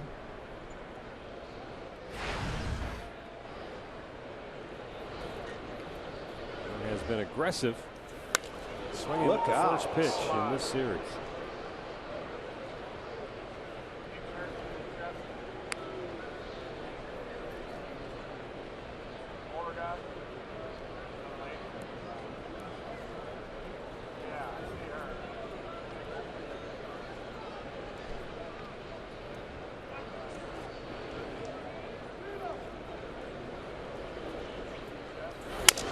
Broke his bat. Uribe's got to hurry. He throws. Got him. Whoa, nice play by Santana to dig it out. As Uribe got rid of it quickly, and there are 2 gone in the 5th. Nice barehanded play. Nice barehanded play to get that out. There's not much you could do. I think he wanted to check his swing, and he ends up shattering his bat. That sinker down and in. Tried to hold it up, couldn't do it. Here comes Uribe, makes a throw. Santana on the backhanded pick. Kept the foot on the base. Out number 2. There you see clearly. Had him. Nice play. Machado thought he was safe. No.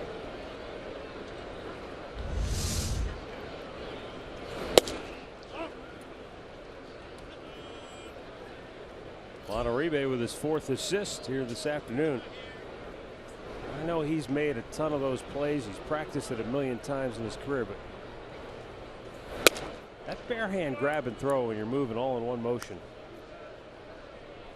not an easy play.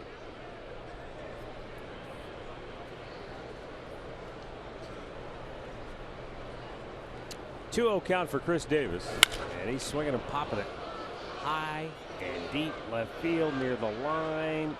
And fair ball. Fair ball. You know, Ramirez got tied up against that wall once again. Well, that's going to happen to him. He's naturally not a left fielder, and balls like that are going to trick him. He was running it over there. And, you know, you talk about pitchers that are nice and easy and they can throw 94, 95. This is a guy with an easy swing that can hit the ball out of the ballpark. And he just stayed on. That ball was really high in the air. It's slicing foul, and that's where you pin yourself up against that wall. You've got to give yourself about another 10 feet because you know it's going to go off the wall. But an easy double. I mean, he didn't get anywhere else. It was a double all the way anyway. So another double for for Baltimore and Davis. 2-out double here.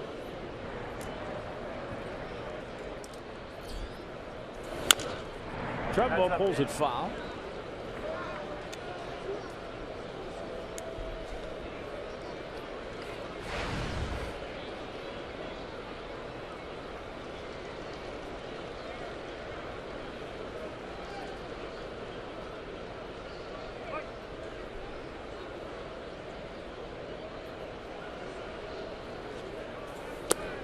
That's low, 1-1.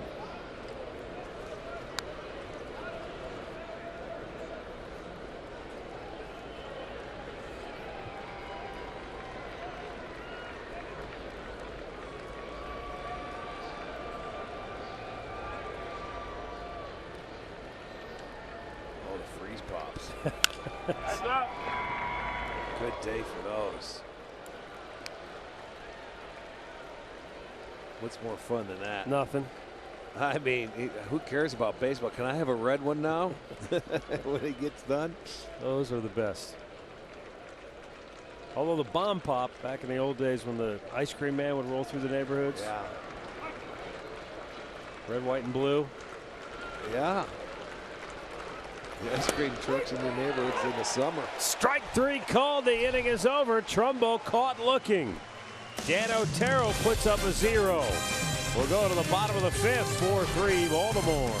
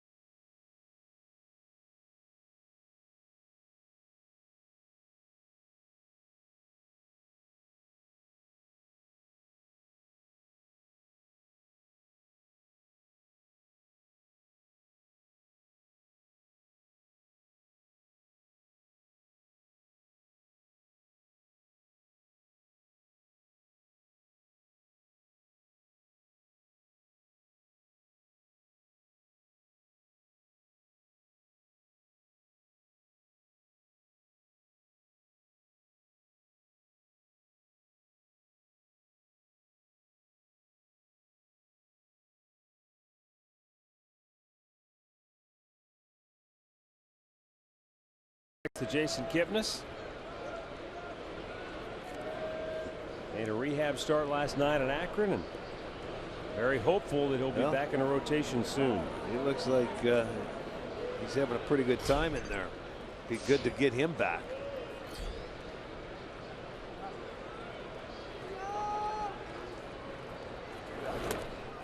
Rick, we have a no-hitter alert down in St. Petersburg, Florida. Jake Odorizzi has no-hit the Yankees through 6 innings. Okay. Now it's time to start talking about it. It's a 1-0 Tampa Bay lead, by the way. Evan Longoria with an RBI single in the 3rd, the only run in that game. Here's Yan Gomes, bouncing one up the middle, cut off by Machado, gets up and throws. Got him. Another sensational play by Manny Machado. What a great play, and he didn't rush it. You realize who's running, getting down the line, and he gets him just by a whisker. He slides, gets up, and it's hard to do when you're a shortstop to get down, but you can see Gomes on his way there. Frustrating when you're the hitter. When a guy makes a play like this, you see Scope was laying on the ground, and he got him by a step. I mean, plenty of time. Bang, bang play, and a very good one. And to think about it, this guy's a third baseman. And when you're Yan Gomes, you're like, that's the kind of year it's been. Even when I hit one hard, somebody makes a great play. That's the frustrating thing about it right there. When you're, battling, you need every hit you can. Look at, see, he's shaking his head right now. Hang in there. That's a tough thing to do. Now Machado's playing third base, but he was originally a shortstop. Yeah, he was. And do you ever foresee him going back to shortstop at some point? Well, I'm sure if J.J. Hardy ever leaves, I mean, they like the defense of Hardy, and when Hardy hits and he hits home runs, that's a better tandem with Hardy there, who's a Gold Glover, and you've got a Gold Glover at third base as well. With Machado. So why ruin it just to change and put him back? I can see him going back to shortstop. Depending on what happens with the J.J. Hardy. Yeah, Hardy is signed through next year. So. Right. I mean, that was a decision that came up about a year or so ago when Hardy was a free agent. I guess a lot of it depends on what Baltimore has at third in the farm system. If they've got a young hotshot third baseman, then it makes it a pretty easy decision going down the road. Because as I said before, I mean, Manny Machado's 23. He's going to be 24 years old next month. He went to Buck Showalter and said, I'm playing shortstop. Let's go. J.J. Hardy's out. It's my let me play there. And, what are you going to say if you're Buck? Sure, go ahead. And he's a heck of a shortstop. I think everybody in Baltimore knew that. They never moved him back there. Rajai Davis struck out his first time up.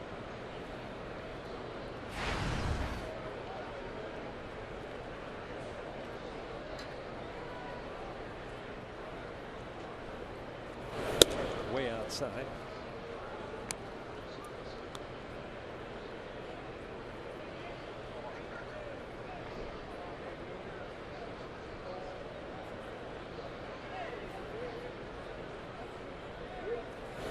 Upstairs.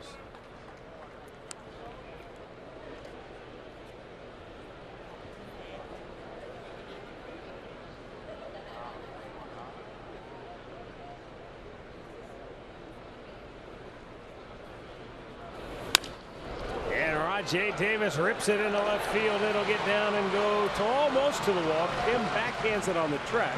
But Rajai rolls into second base with a 2-out double, and that's the tying run in scoring position. Yeah, even if Kim cuts it off, it's not going to stop. It's not going to matter with Davis running. His 8th double this year. In-game recap brought to you by your local Toyota dealers. Mark Trumbo cleared the bases in the first inning with a double, and it was 3-0 Baltimore. They made it 4-0 before Carlos Santana led off the fourth with a solo shot. 3 batters later, Mike Napoli hit a 2-run dinger to close it to 1 run, and that is where we stand.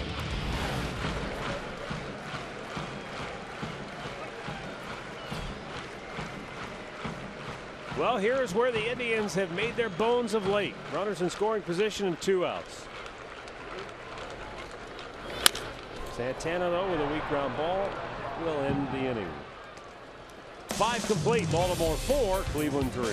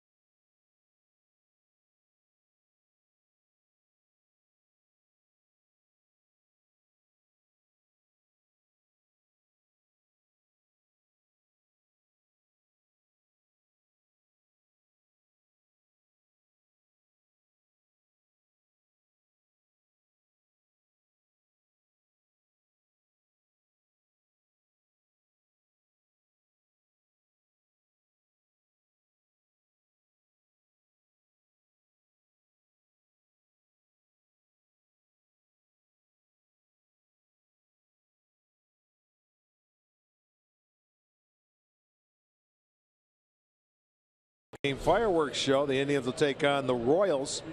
Plus, fans 21 and over can enjoy $2 Miller Lights out in the right field district from 5 to 7. And 10,000 fans will get sunglasses. And that'll be Indians.com for your tickets. That's June 3rd against the Royals.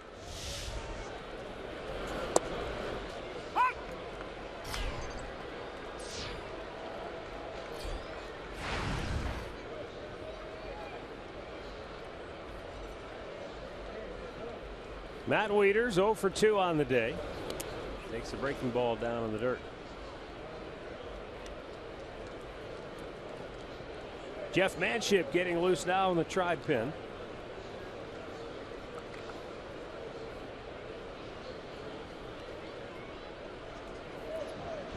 Otero with a scoreless 5th. He allowed a 2-out double to Chris Davis, but struck out a pair.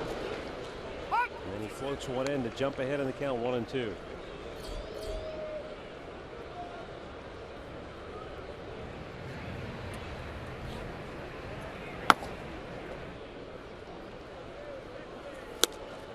He waves at a fastball up and away, and that's 3 strikeouts for Otero.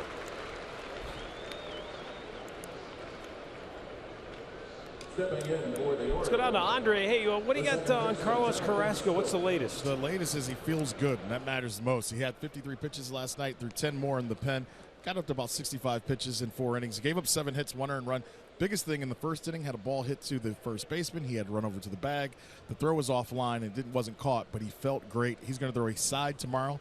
After the side, the Indians will decide what's the next step for him, possibly pitching this weekend versus the Royals. Is it still in the cards? That sounds good to me.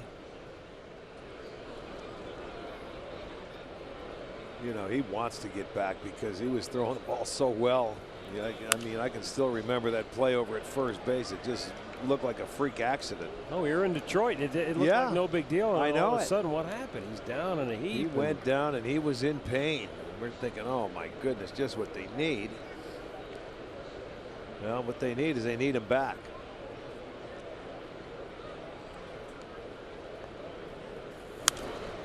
Popped up, back out of play.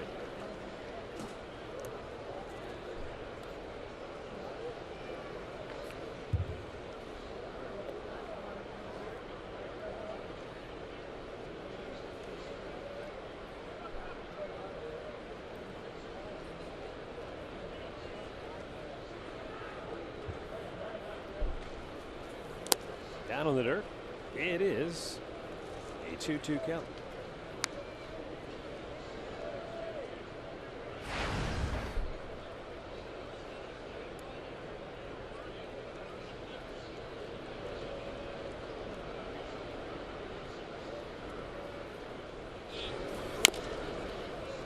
And stays foul.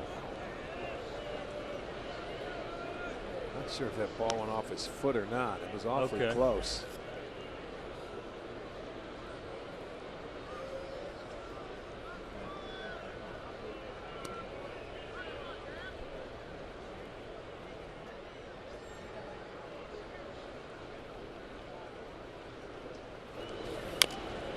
Well, that off of his leg.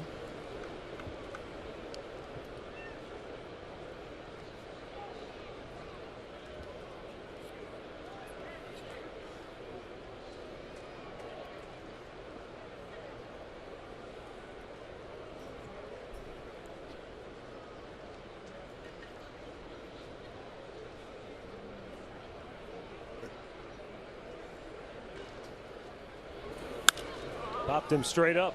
Jonathan Scope sends one into shallow center field. Rajay is in. And Davis has it, 2 down.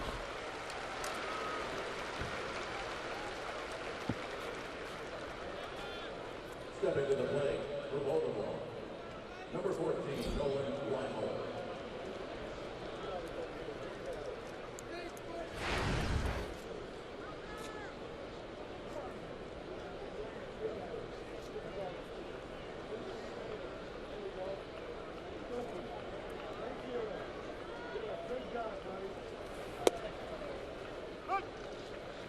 Nolan Reinhold 0 for 2.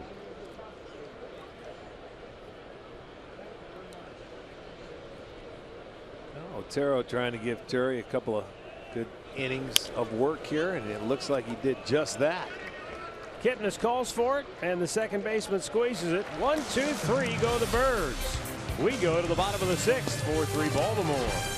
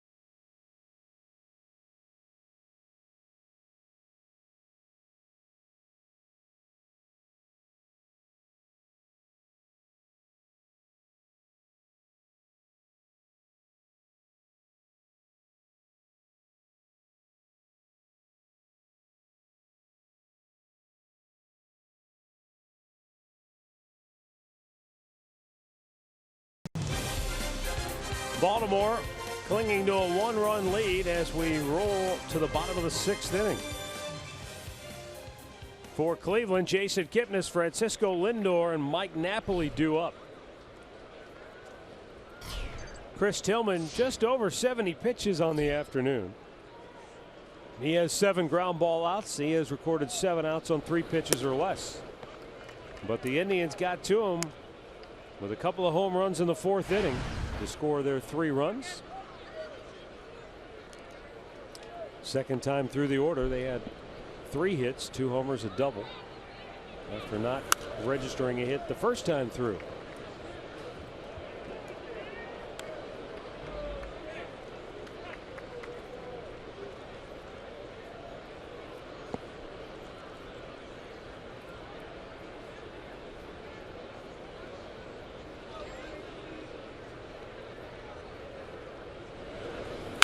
Fastball drilled deep right. Reimold out of room. It's out of here, and we're tied at 4. Jason Kipnis with his 7th home run of the year. Ain't no doubt about it. Blast deep into the lower deck in right field. And we got a brand new ball game here in the 6th inning. Well, a long ball. The Tribe is breaking out here on Sunday. And again, another leadoff home run. Santana did it in the 4th. Kipnis looks like he picked out a fastball that's up. Let's see if it's a fastball. And it stayed right there, and boy, he got on top of it. Tillman knew it as soon as he let it go. So we have a brand new ball game. And for Jason Kipnis, his 7th homer.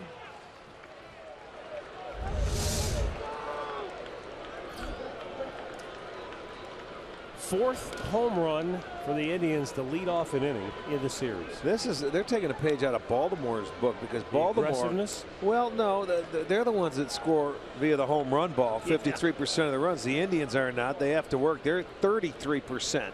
But today, every run scored coming on the long ball. So it's a turn of the tables. Baltimore scored their 4 without hitting a home run, and when they do that, they're 5-10. If they don't hit a homer. But the Indians, all runs coming on the long ball. And Kipnis smoked that one. That was a long way. Lindor fouling it out of play.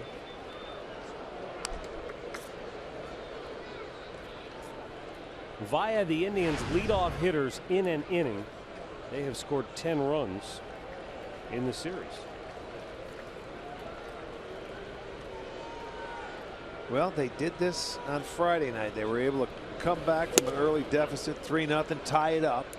And it was later in that ball game, the 7th inning, was when the Indians gave it back. They do it again. They come back and tie it up. This time, they want to surge ahead and win this one. This is for the series. Lindor lifts it to left field. Back goes Kim. And that's out number 1.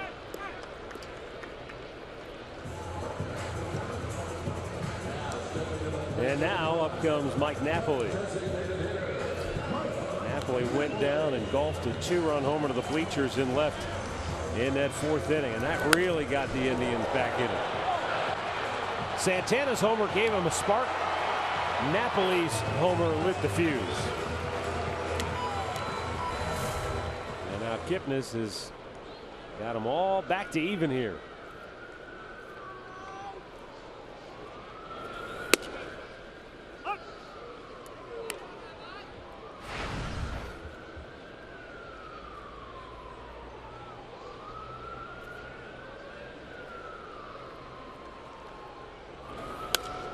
Out of play.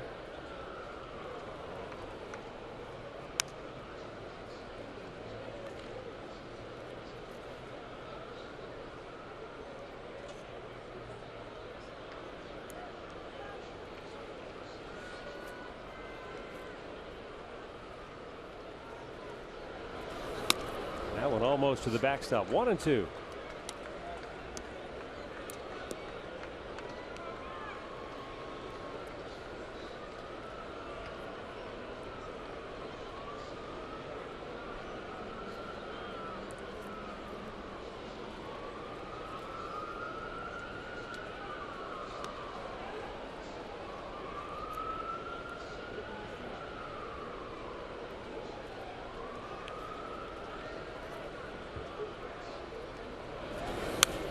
foul right back.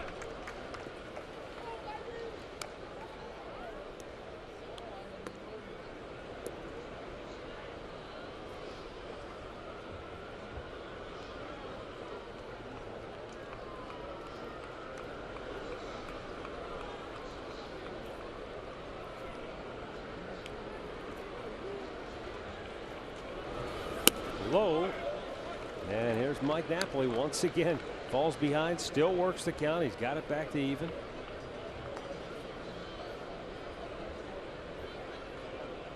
You know, we knew this coming in, that he would always see a lot of pitches. But I mean, when you see it on an everyday basis, it seems like it happens every at bat. It's not once in a while. No, right. it's consistent. Whether he's 2-0, 0-2, it doesn't matter. There's going to be a number of pitches that he's going to go through. Rarely does he make it out on 3 pitches or less.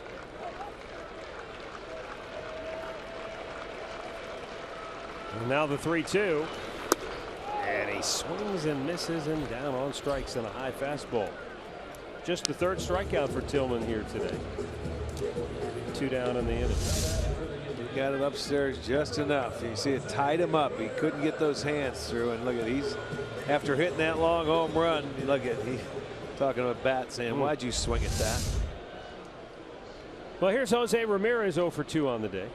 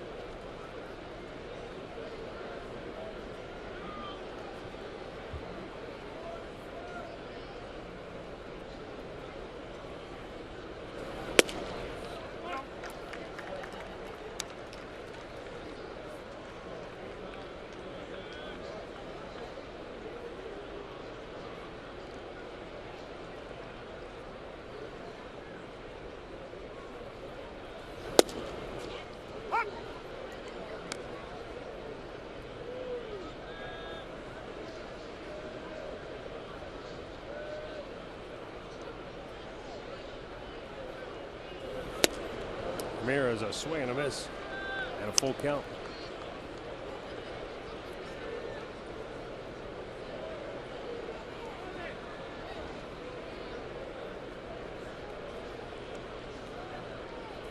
Upstairs, ball 4. The inning continues. Well, Rick, yesterday we talked about the epic collapse that the Chicago White Sox suffered against the Kansas City Royals. They were up 7-1 going into the bottom of the 9th. And the Royals came back to win it 8-7. Paul Sullivan, longtime writer for the Chicago Tribune, who covers the White Sox, he had some classic lines in his story today. And when you have a game like this, what I say, it's happened 5 times since 1910 that a team 2,800 games rallied from down 6 in the bottom of the 9th to win. His opening line of the story is great. As the throw gets away, and Ramirez will go to second base. Well, Tillman just wildly fired it away, and there you go. Jose, the go-ahead run now in the scoring position. Thank you very much. Another error for Baltimore. This one, let's see what happens on the throw. Just throws it. A terrible throw. Close. No, terrible throw. Bad footwork, it looked like. But so Paul Sullivan's opening line to his story. It wasn't the end of the world for the White Sox on Saturday, but it was definitely within spitting distance. And then later in the story he writes, Edgar Allan Poe couldn't have written a more horrifying ending. The Texas Chainsaw Massacre was a love story in comparison. And now today they come out, and in the first inning Eric Hosmer gets a big hit, and the Royals get 2 off Chris Sale. They lead it 2-1 right now. Well, that's what I was going to say. They've got their main guy out there, and they would love to have a complete game from him today.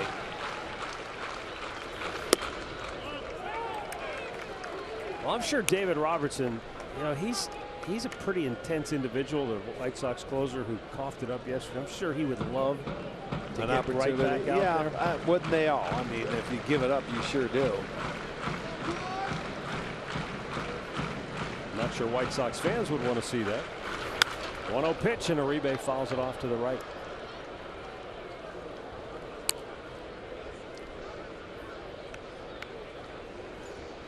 Uribe grounded into a double play that ended the second inning, and then he flied to center field and a hard hit ball that ended the fourth.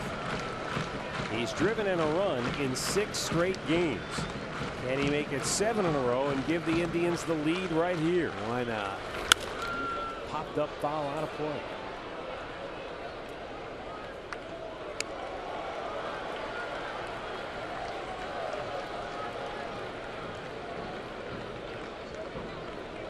Jumped the gun. 5 straight games with a ribby for Uribe.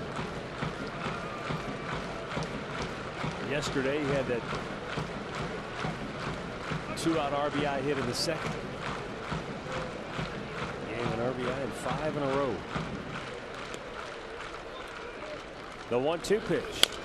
Chopped to third. Routine play for Flaherty. And we'll go to the 7th. All tied at 4. Another home run for the Indians. This one by Jason Kipnis. We're back to even.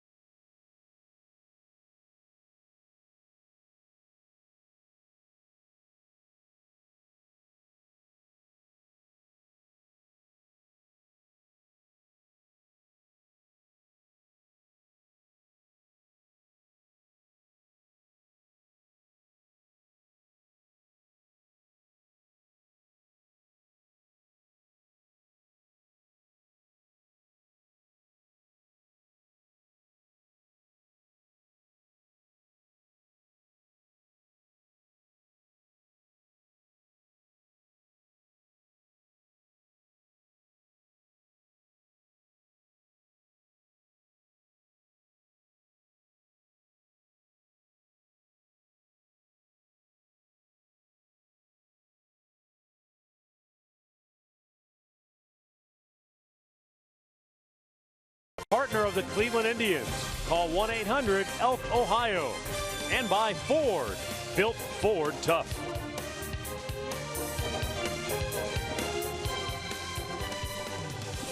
Yeah, it's a 4-4 game now, 7th inning.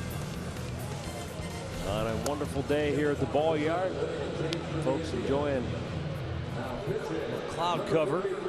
If the sun was out, if there was no clouds today, it would be another scorcher. Yeah, it's been pleasant today.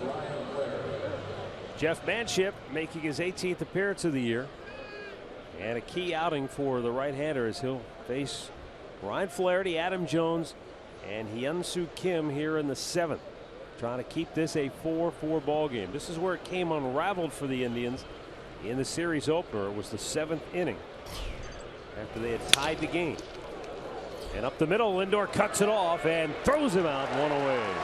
Fine play by Francisco. Yeah, Manship tried the old backhand, almost caught that ball. As he spins around, he threw that glove back behind him, but Lindor says, don't worry, I'll be back there. Watch, the glove just missed it. That was a good attempt. But it goes as 1 pitch out. And here's Adam Jones. 0 for 2. Walked and scored way back in the first.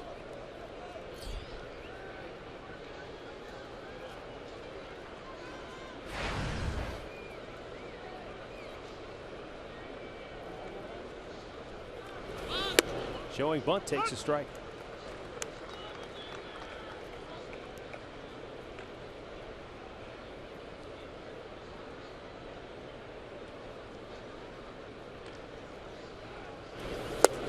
Nice breaking ball. Wow, quickly 0-2 on Adam Jones.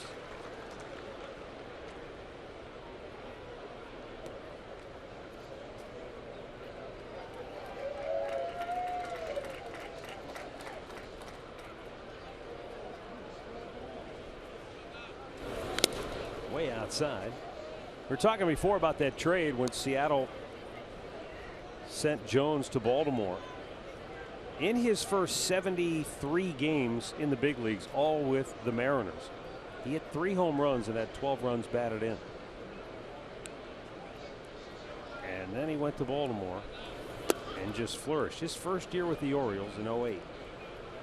He hit 9 homers, drove in 57. The next year, 19 and 70. And he's been a full-blown star ever since.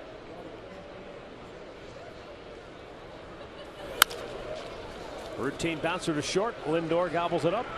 Throws it out 2 away.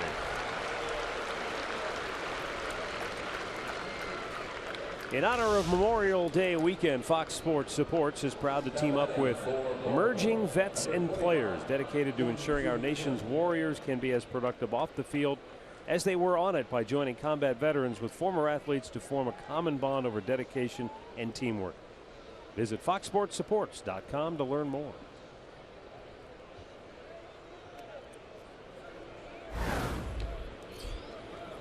So with 2 down, here's Hyun-Soo Kim, 0 for 2 with a walk, and he takes a first pitch strike.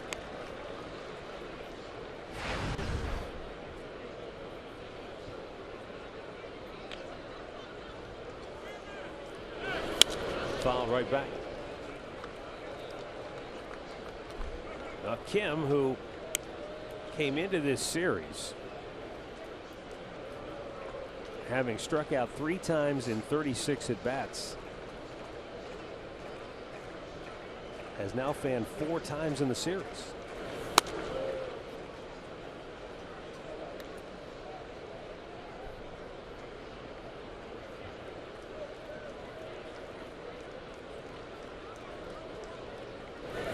Down and in.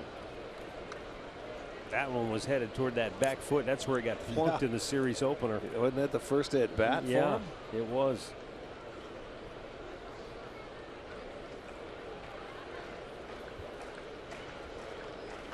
The 2-2. Uh-oh, that's hammered deep right field, and Baltimore has just regained the lead. On a 2-2 pitch, Hyun-Soo Kim makes it 5-4 Baltimore, his first home run as an Oriole. Boy, and that's the first one that left the ballpark. It's been the Indians with the long ball today, but they come back and answer. 7th inning again. 2 outs. Fastball coming in, and Kim hits one out. His first home run of the year. Fastball. He pulls the hands in, line drive into the right field seats, and Baltimore retakes the lead. It's 5-4. They were giving him the cold shoulder treatment in the Baltimore dugout. His first big league homer. He walked in and everybody was staring out at the field. Nobody said a word to him. And now they give him some pats on the back. Well, you know they're happy. Boy, they come back after giving up. Let the Indians come back to tie it. That's been an issue late in the ball game. And well, you talked about it earlier. Baltimore 7th inning on. There's the silent treatment. And right there, you know what? He's probably swearing. He wants to swear at him and say, "Get out of here." They all rush over to his side after he's in there.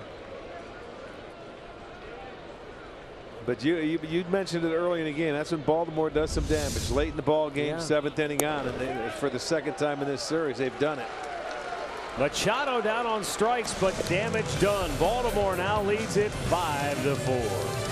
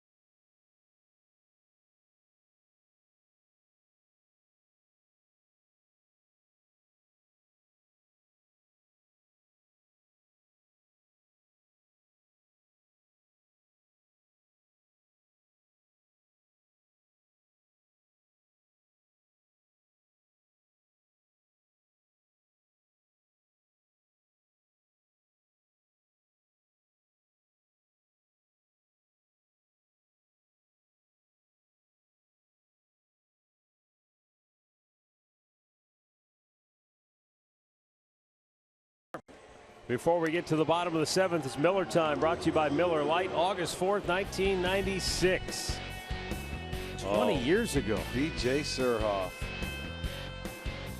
Kenny Lofton. What a play.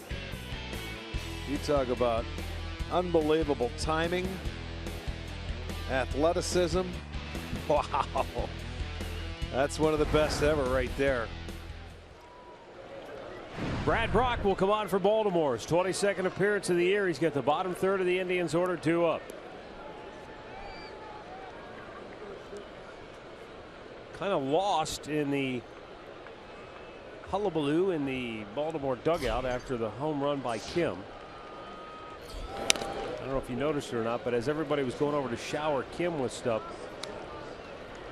Buck Showalter snuck in the middle of all that and shook the hand of Chris Tillman, told him, "You're done. Yeah. Now that we got the lead, you're done." Yeah. He's in line for the win now. Okay. Even though he gave up 4 runs, 3 homers. After that home run gave him the lead, he said, "Okay, we're going to go to the bullpen now and see if they can hold on." Well, and Baltimore, the second best bullpen in this league. They got it done Friday. I'm going to try and get it done today. See if Indians offense has anything to say about it. Combs cuts and misses. It's 1-2. The run the Indians got against the Birds bullpen in that first game of the series came in the 8th inning, and it was off one of the tougher guys to score on. That's Darren O'Day. Lindor hit the home run.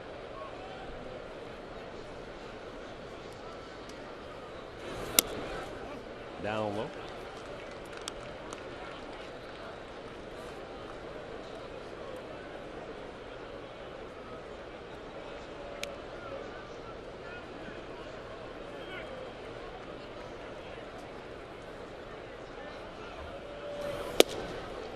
Combs down on strikes.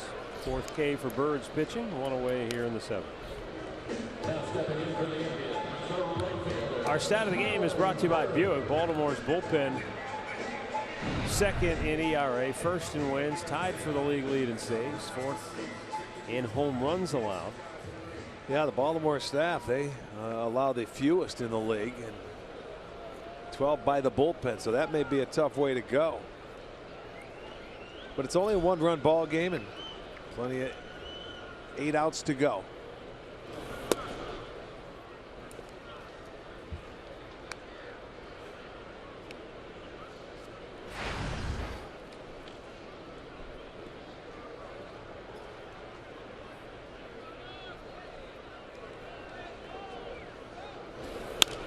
Marlon Byrd pulls it foul.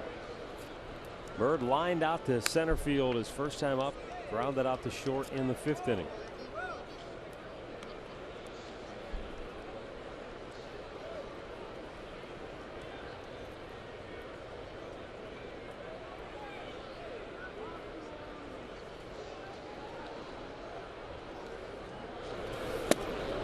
And he is down on the hole here, 1-2.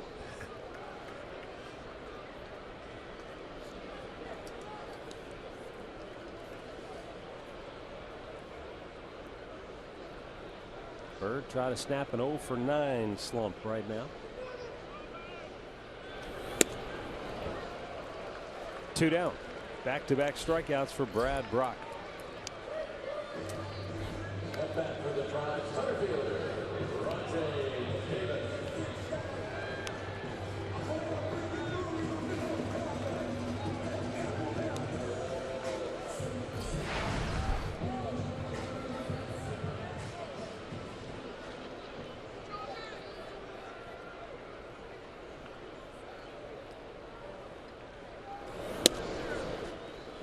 You know, Baltimore, their bullpen is a big reason. Their home run hitters are one part of the equation, but their bullpen is the other that has enabled them to outscore their opponents by 31 runs from the 7th inning on this year.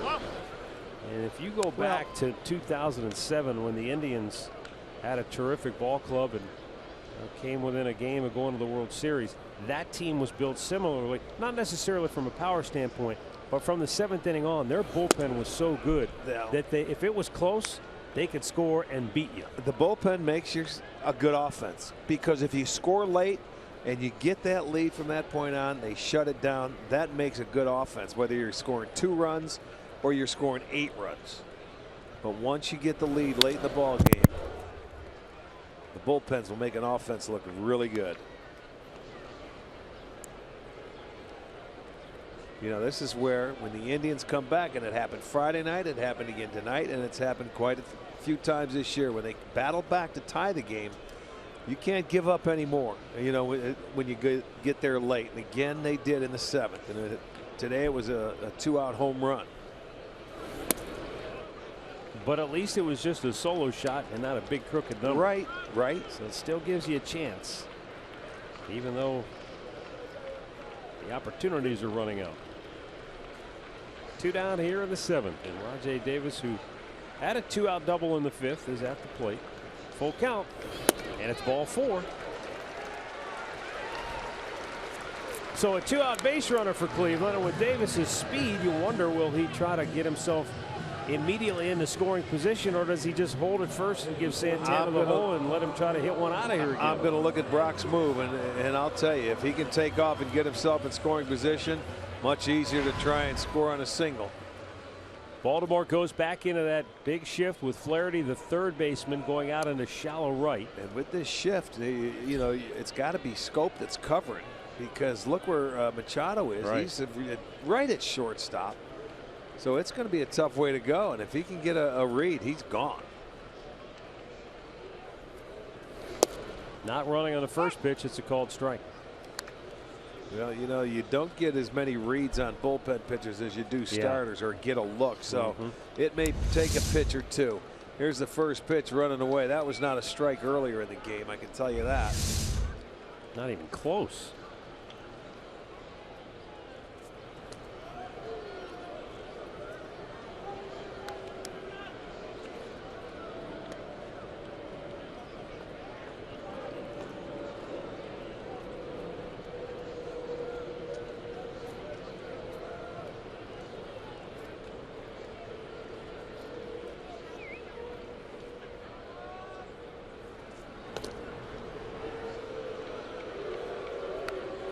Brock almost looks like he's going to fall down when he makes that spin move to first.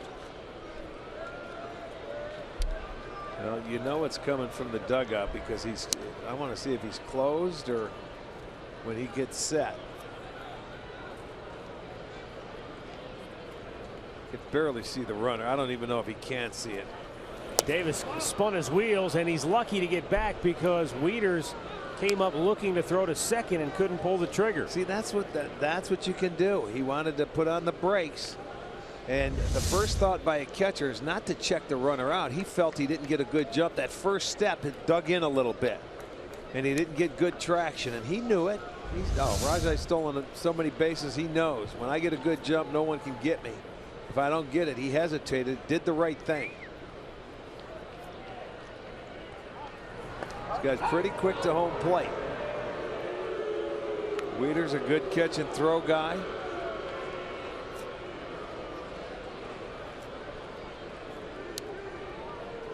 If you're Buck Showalter, would you pitch out in this situation? Well, you know what? This guy's quick enough. I think if he gives Wieters a decent pitch, he can throw him out. Now it's 1-2. You could, if you want, now with a 1-2 count. Santana slamming the bat down at his spikes. I think he felt like that was a pitch he should have done some damage with. Well, and he this fouled guy it off. looks like he's got a pretty good jump on his fastball. Now you can go with that fastball away, where you don't have to really throw over a lot, and it'd be a good pitch to throw on if you want. Lifted in the air to left field. Back is Kim, and he will make the catch to end the inning. 7 in the books. Baltimore leads it by a run.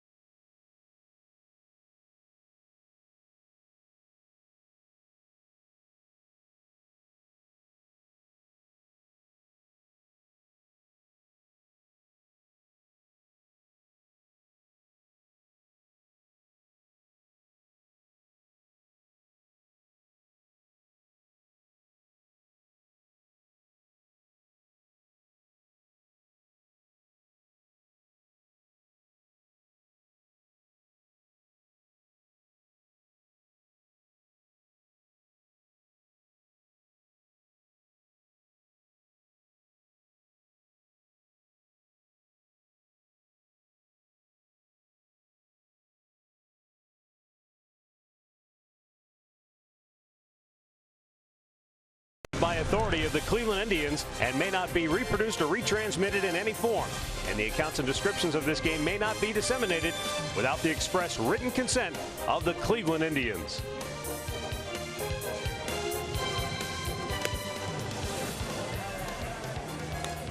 (5-4), Baltimore in front, 8th inning. And the fourth pitcher of the afternoon for Cleveland will be right-hander Austin Adams. He'll face the 4, 5, and 6 hitters for Baltimore: Chris Davis, Mark Trumbo, and Matt Wieters.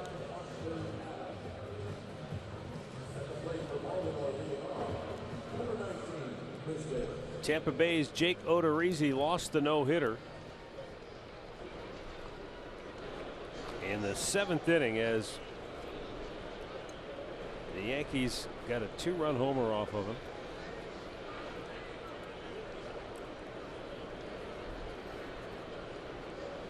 And it's now 2-1 New York.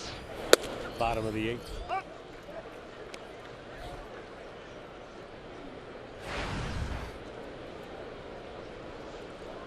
Royals still lead the White Sox 2-1. They're in the 5th. And a fastball strike to the outside corner. Chris Davis doubled in the 5th. He walked and scored way back in the 1st.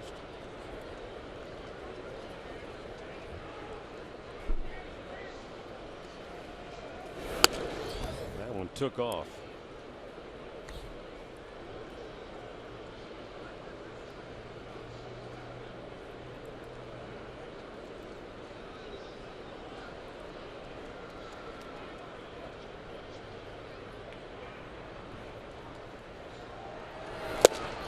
Threw it by a 96-mile-an-hour fastball. Good spot though, down and away, and Davis could not get to it. Well, I'll tell you one thing. This one was thrown very well, man. That was a dart on the outside edge. 96. Can't catch up to that. Can't hit that. That's off the plate.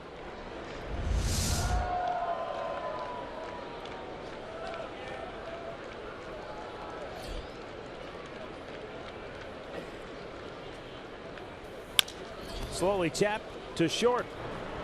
And Francisco Lindor throws out Mark Trumbo, 2 down.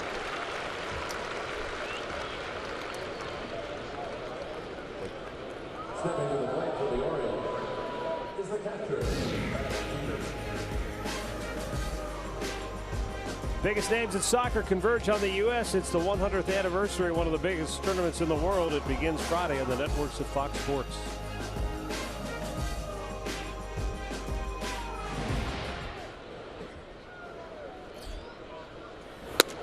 Fastball up and in.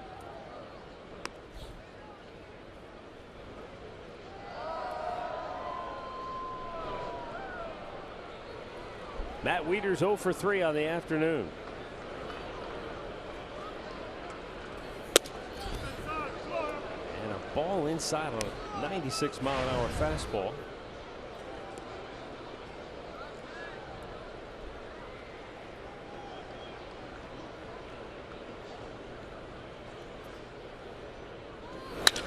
Smashed, and that gets by Kipnis in the right field. Well, let's get that count in your favor. Matt Wieters was certainly looking for the heater there, and he caught up to it.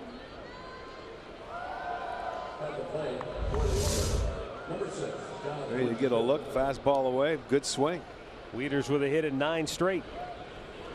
7 hits now for Baltimore. They have 3 doubles, a home run, a couple singles, 3 singles.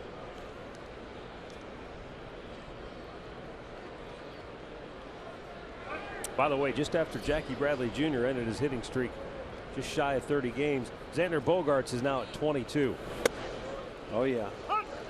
And when we were up in Boston, it was like, you know, when Bradley was, that hit streak was rolling, Betts had hit like in 26 of 28 games. That's a pretty potent offense. Jonathan Scope sends one high and foul out of play left side.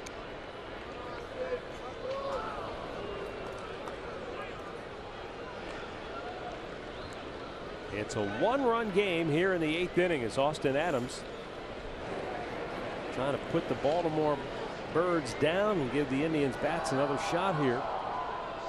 Kipnis, Lindor, Napoli due up for Cleveland. The 0-2 offering in the air, right field, near the line. Bird over, makes the catch. Great shot for the Indians coming up with 2, 3, and 4 due up.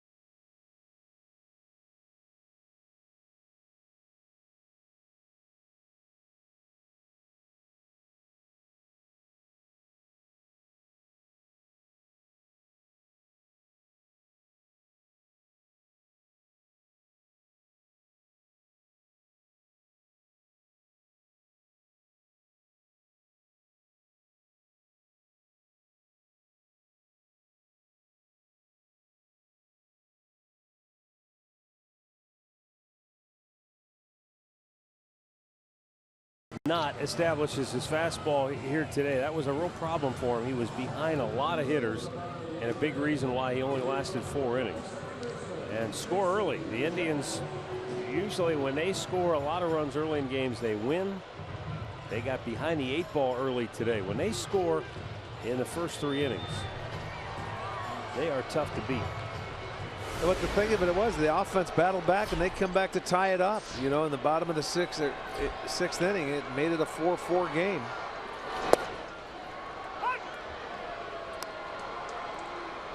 Jason Kipnis homered in the 6th. That tied the game at 4, leading off that inning. Looking for an encore.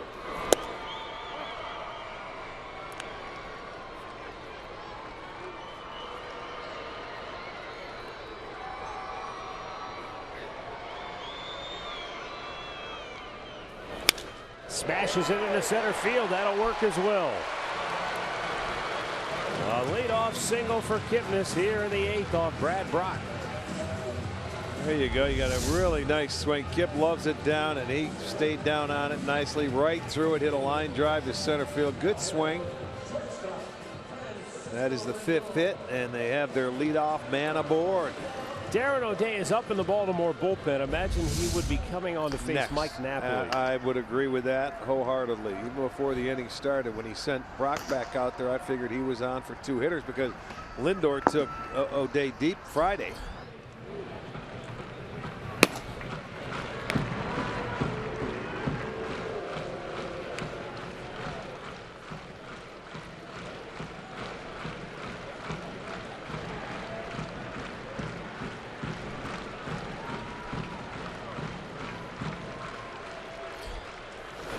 Out and in, ball 1.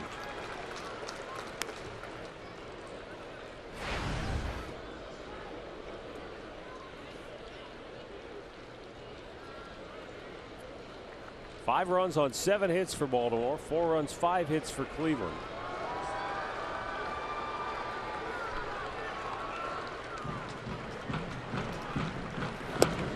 Upstairs 2-0. Lindor walked in the 4th and came around to score on the homer by Napoli. He's Crowd of 18,565. I'm going to see the Indians mount a rally late here today. The 2-0. Fouled right back. Oh, baby. Did he have a good look at that? Well, 2-0 count. He let it fly. Good swing. He got something he was looking for. He just fouled it off. Put a really nice swing on that fastball. He challenged him, just fouled it off. That was a swing that could have given him the lead right there. You're not kidding. I'm sure that fact is not lost on Matt Wieters. The 2-1. He got him to chase one in the dirt. Pull the string on it. Yeah, after that swing on the fastball, you're not getting another one of those. Looks like a little slider going down. Perfect pitch. That'll take you off the fastball.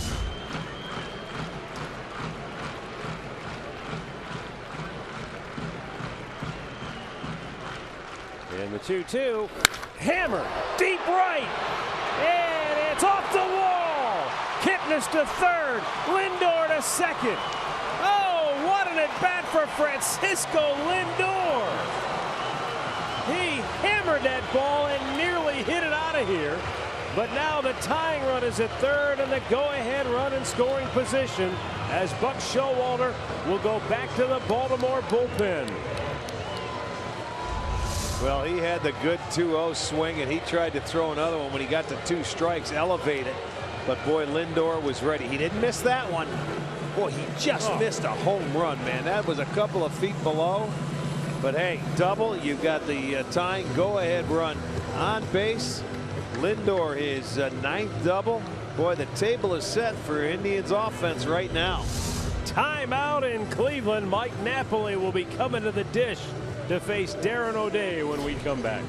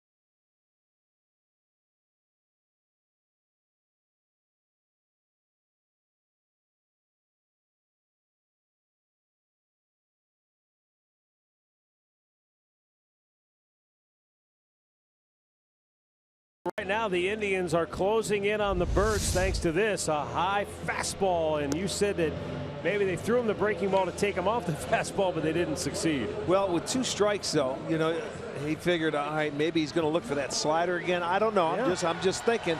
But he tried to sneak the fastball by him up there. Lindor was ready, and he's lucky it stayed in the ballpark. He didn't elevate it. It was a vicious line drive, hit the wall, but the table's set. You've got your runners on the infield. Look at it. It's halfway with the ground baller O'Day on the mound coming in. And they were able to get to him the other night on Friday. It was Lindor that hit the home run off him, and then he got a big double play ball. So important point in this ball game right now with the Orioles with a 1-run lead. Indians top run producer at the plate, Mike Napoli, leads the club with 35 runs batted in. He had a 2-run homer earlier today. And it's high, ball 1.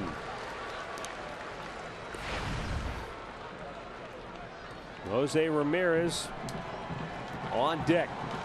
As Rick pointed out, the Orioles infield is in. They're not all the way in at the cut of the grass. They're about halfway or close to the baselines, if you will. This is a big at-bat here. Slowly chopped to third. The runners have to hold. I was going to say, if they can get Napoli, then they'll probably walk Ramirez here, because this is what Showalter did the other night when Chisenhall was hitting. And then you have the right on right with Uribe up next. We'll see if he does. He throws this one inside. That ball runs in and it gets down on the trademark. So he grounded to third. Nothing that Kipnis could do there with the infield in. They're going to walk Jose Ramirez and intentionally load him up for Juan Uribe. That's exactly what happened in Friday night's game. The Bucks going with the percentages. They're going to bat for Uribe as Lonnie Chisenhall will come to the on-deck circle.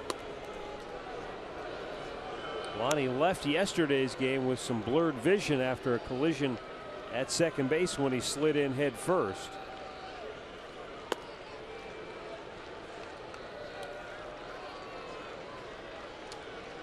But right now it's ball 4 coming up to Jose Ramirez. Well, he knew this was going to happen, you know, with Chisenhall looming up. He walked him the other night. Now you can't walk him. You got to get after him. Lonnie, I think, is 2 for 4 in his career off O'Day. He's down in his wheelhouse, but boy, a bit nice opportunity for Chiz. Just remain patient. Lonnie this year 0 for 1 with the bases loaded. His one career grand slam came 3 years ago off Jeremy Guthrie of the Royals. Not looking for a slam here. A base hit would probably do enough damage with the speedy Lindor at second base. Yes, I would agree. That's all you need, a base hit.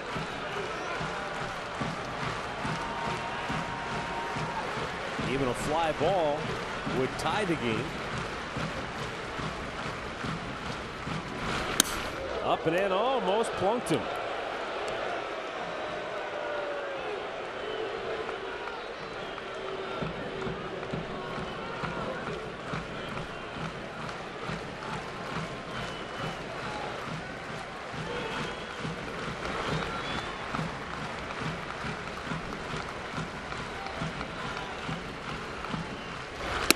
In tight again. Yeah, that's good. I mean, the pressure's on him. He's got to make you. He's got to come after you now. 2-0 count. Chisenhall can be patient. Make him get that little sinker down there up a little bit. He's looking for a ground ball.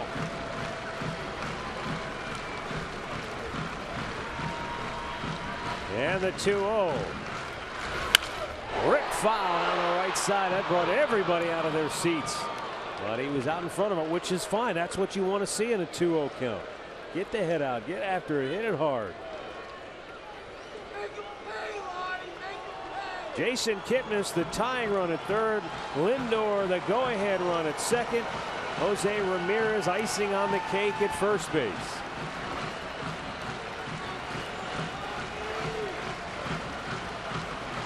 It was a 3-run double in the first for Baltimore that got the Orioles off and running today. Now in the 8th, the Indians have their chance. And Chisenhall smashes it foul down the right side. It was a broken bat job, but oh, if that could have landed fair, it would have done plenty of damage. Well, it was the slider in. It would have been a tough pitch to keep fair. You're looking for sinker off of this guy, ground ball, but he came in and jammed him with a slider in on the fist. So he evens the count now. You see it coming in. And there's Lonnie, but got the bat. Foul ball. You re-rack it, and you try it again.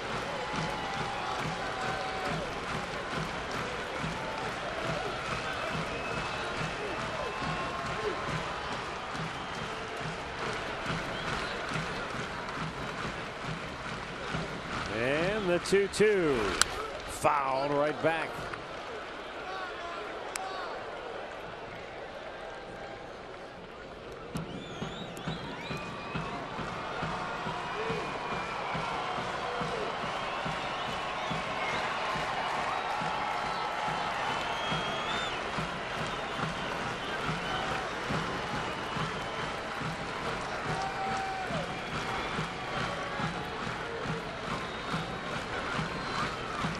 There's O'Day ready. The 2-2. Another foul straight back. Almost an instant replay of the previous pitch. Well, he's trying to go upstairs, knowing that Chisenhall likes that ball down, and he's staying alive. He's fouling him off. 4 foul balls.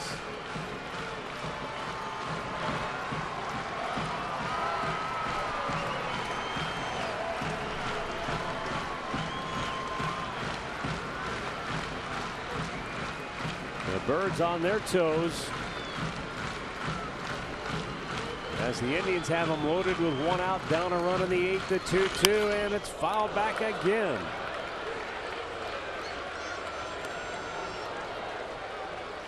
Boy, when you've been sitting on the bench the whole game, you come into the 8th inning. This is a terrific pinch hit appearance. He has seen a ton of pitches from Darren O'Day. This will be the 8th pitch of the at-bat.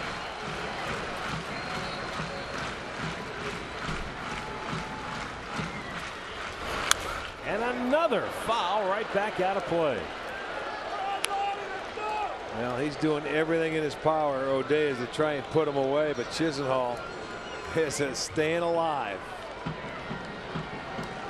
I mean, you could look up at the scoreboard and say, well, at 2-2, he's got to pitch to waste, but he doesn't want to go 3-2 with the bases loaded here. No, you don't, because then you have to throw a strike for the most part. But Lonnie's in swing mode. He hasn't given him anything away. They've been trying to stay inside with him. Maybe run a sinker away if you can. Oh, he got him looking after all that. He changed that format, backdoor slider. That's a different look. You think it's going to go away, and it stayed right on the plane, and it comes in, and that is a huge second out. There it was, and then Chiz knew it. Right on the outside edge. So O'Day wins that battle. And now the infield backs up. Baltimore exhales, and with 2 down, Yan Gomes is the batter. Gomes is 0 for 3 here today.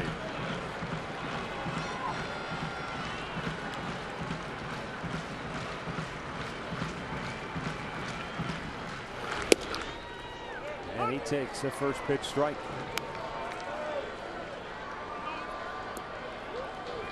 Jan's one career grand slam came last August off Joe Smith of the Angels.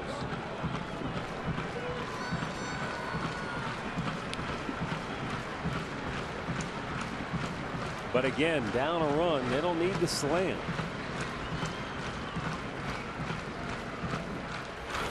Upstairs, 1-1. That's a pitch Jan wants him to get it down. Get it down that slider or that sinker.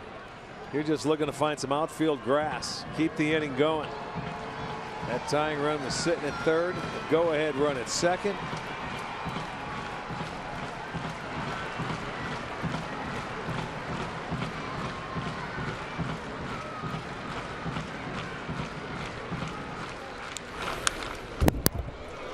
Fouled right back, and now it's 1-2.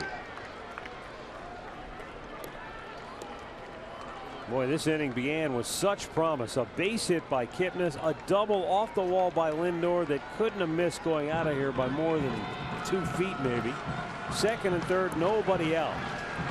But Mike Napoli grounded out to third. Runners had to hold. They walked Ramirez intentionally to load him up.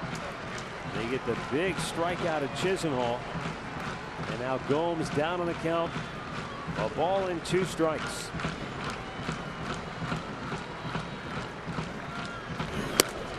And he strikes him out to end the inning. Indians leave him loaded, and we go to the 9th, 5-4 Baltimore.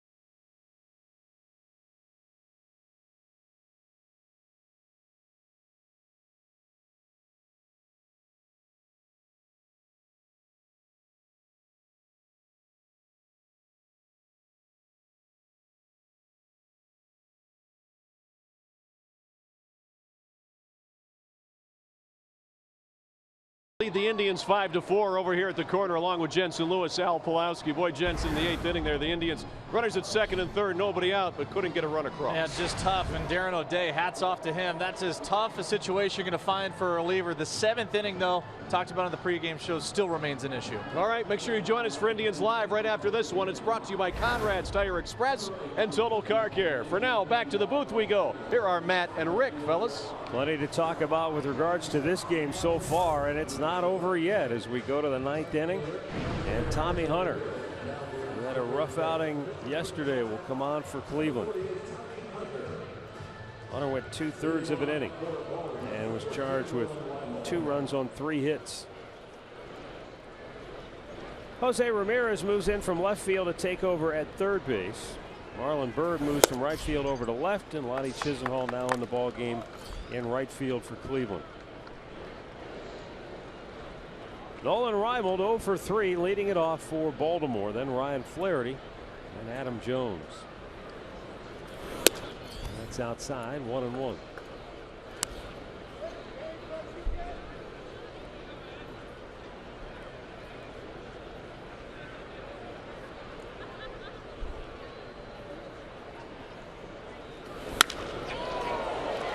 Fly ball deep left field, and Nolan Reimold has just given the Orioles some insurance. Reimold's 4th home run of the year makes it 6-4 Baltimore. Well, you talk about a quick turnaround.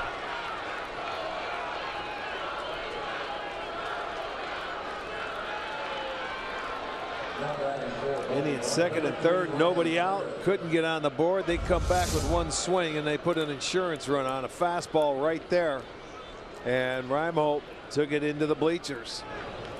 2nd home run today for Baltimore.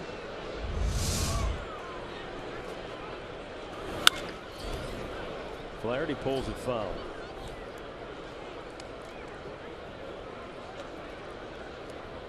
Baltimore with a Houdini act, getting out of a bases loaded 1-out jam, and now add to their lead with a home run.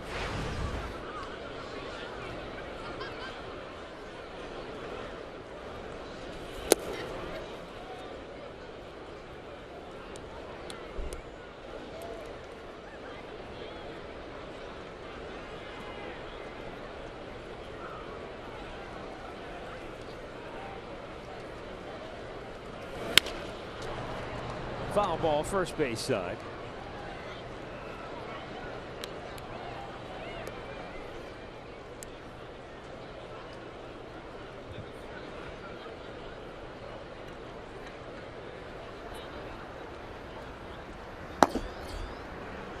Baltimore has now outscored their opponents by 32 runs from the 7th inning on. And that's strike 3. And you can hear Flaherty screaming at Adrian Johnson. And he said it wasn't even close. Johnson hasn't been real good at times here today. Well, he's just getting his player out of the way. 1 away here in the 9th. Right now, Buck doesn't care. He wants his pitcher to get. Look at that. Isn't even close. Now you know. But remember the pitch. Let's go back to the 1st inning and look at the first pitches. I mean, that were thrown inside right on the plate, call the ball. I mean, you can shake your head all day. Just be consistent. That's all you have to be. It was Santana in the 7th inning. Remember that first pitch was way outside, and he called a strike on him. I go back to the start of the game.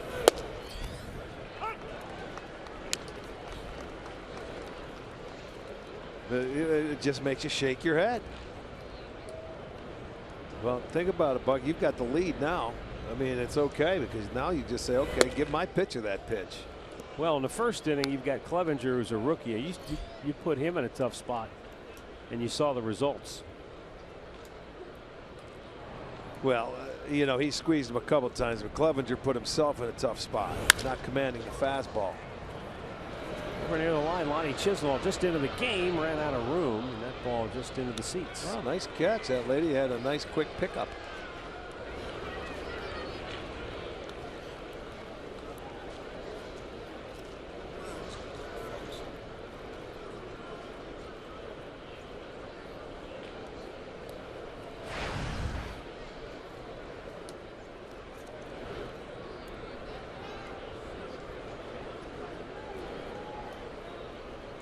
Now the 1-2. Just missed. And now Tommy Hunter wondering. That's the problem with the strike zone. You start.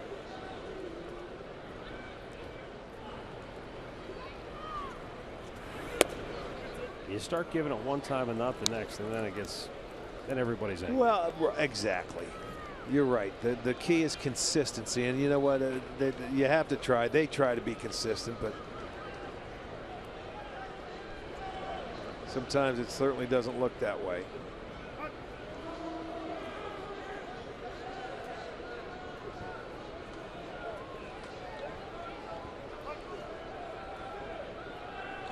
Three-two pitch.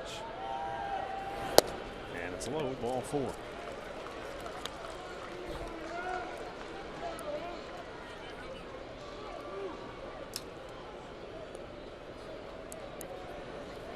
Stepping into the Orioles, number 23, Joey Ricker.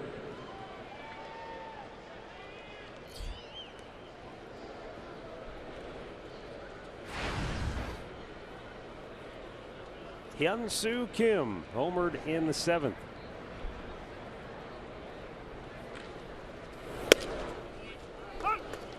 Now we're told Joey Rickard is the batter.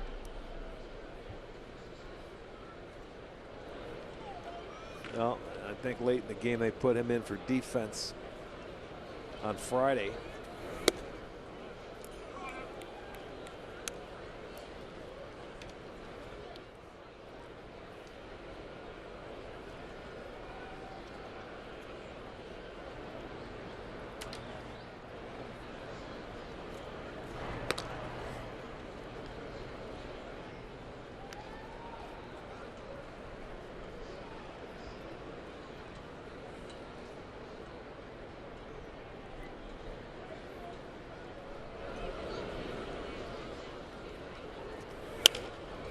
Left field, and that is a foul ball.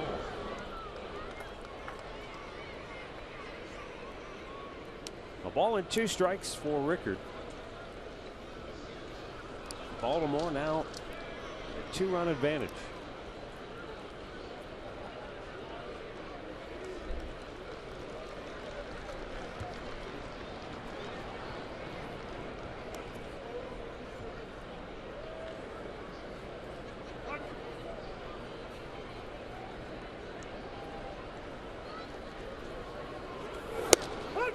Strike 3 called, and there are 2 down in the ninth.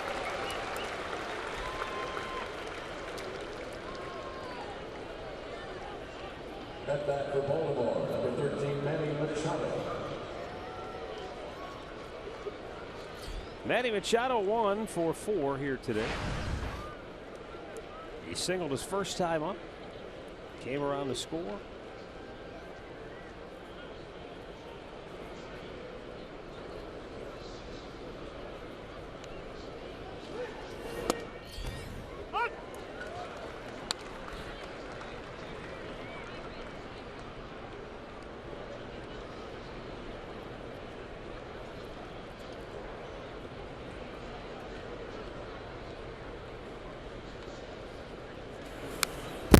Swing fouled right back.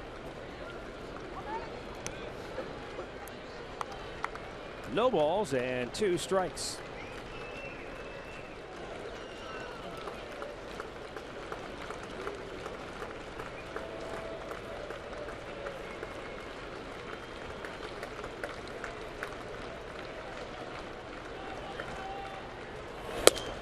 Low and away.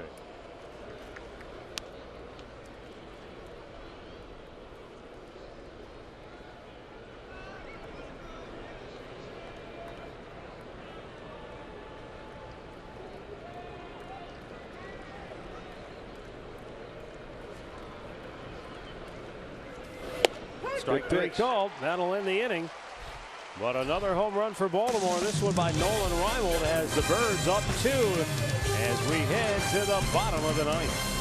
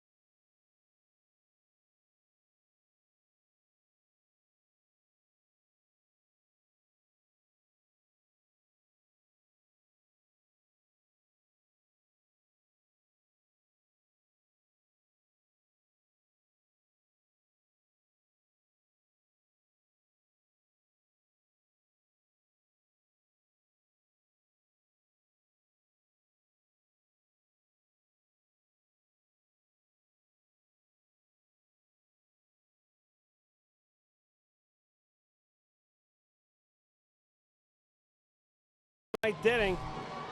And it's time to take a look at our Pat O'Brien play of the game to this point. Yeah, second and third, nobody out. A little weak grounded to third. He got inside on Mike Napoli. Then Chiz pinch hitting. Had a nice long at bat until he took the call third and backdoor slider. And he gets Yan Gomes to swing and miss and get out of the inning. And the Indians can't do any damage. The very next inning, they came out and put one on the board for an insurance run and a big turn in this ball game. The Indians had an opportunity. Same thing as they did Friday night. You know, they got out of it both times. Zach Britton will come on for Baltimore to try to close it out. Britton on the year with 13 saves. He's a ground ball machine. And Marlon Byrd 0 for 3 leading it off for Cleveland. He's retired 15 out of the 21st batters that he has faced. And a line drive base hit in the center field for Marlon Byrd. And the Indians will bring the tying run to the plate. A nice approach. You stay inside the ball against a guy like Britton, and you got a chance to have some success, I suppose. Well, I'll tell you what, it's down, and Marlon put a beautiful swing on it, man. Line drive. His first at bat, he lined out to Jones in center, but hit the ball the same way, right on the nose. So there's the leadoff man aboard. The tying run comes to the plate.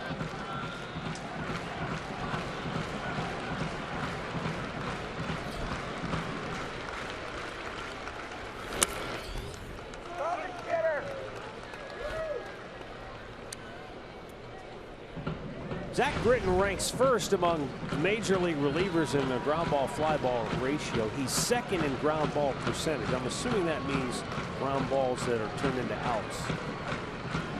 Almost 80%. Yeah, he's ground line drive base hit right field. And Marlon Byrd stops at second base. And the Indians start the ninth the same way they began the eighth with back-to-back hits. Well, two pretty quality at bats right there by Byrd and now Davis, staying on it and going the other way. He just there was no intention of trying to do anything else but take it that way, and a nice line drive. So now the tying runs are on base. You roll over to the top of the lineup, and again the Indians with an opportunity. 8 hits now for the Tribe. That's the tying run at first, and the winning run is now at the plate the rest of the inning as Carlos Santana steps in.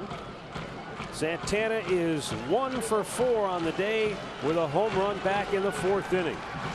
Now batting right-handed.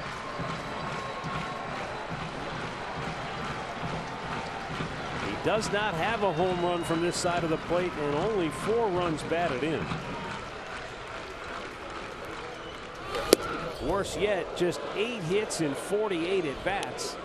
And based on that swing right there, he wasn't watching Byrd and Davis.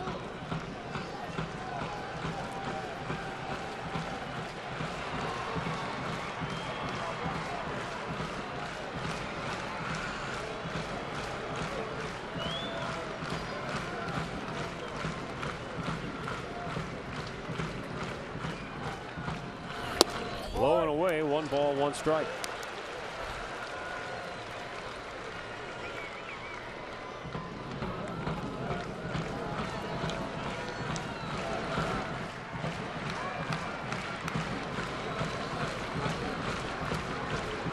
Jason Kipnis waiting on deck.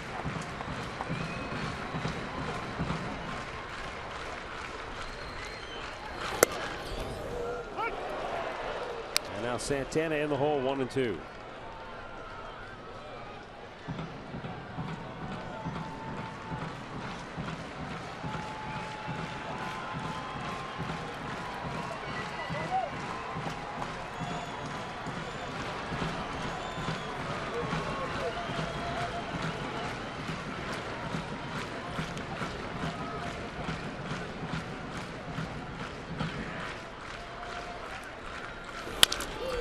Chops over to third.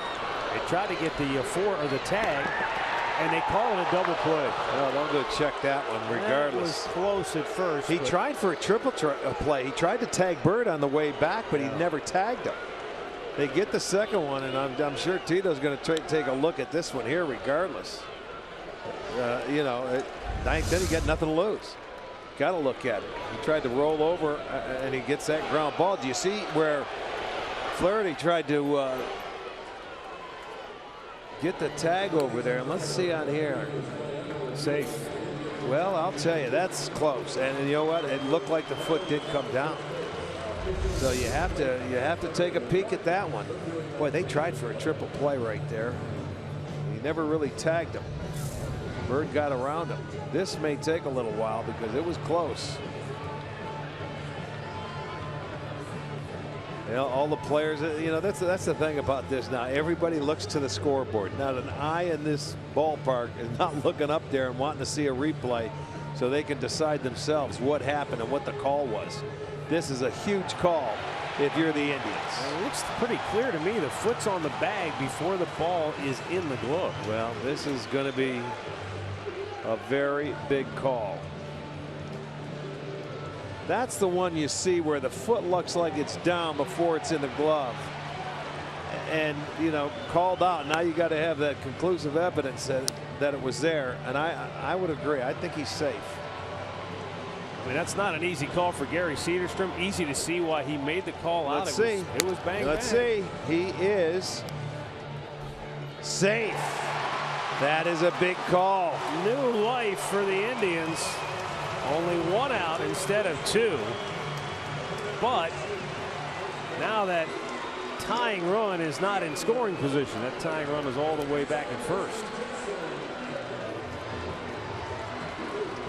But Jason Kipnis is now the winning run at the plate.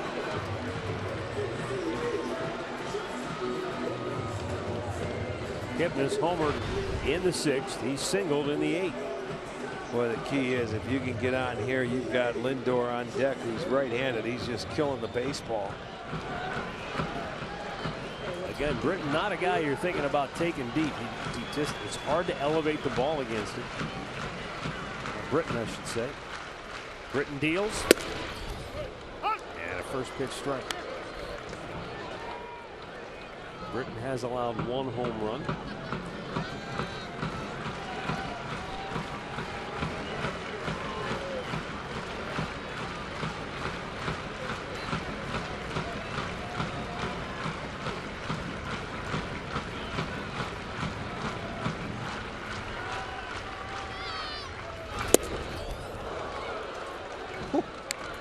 Baby was up there at 97 miles an hour. He just turned it loose.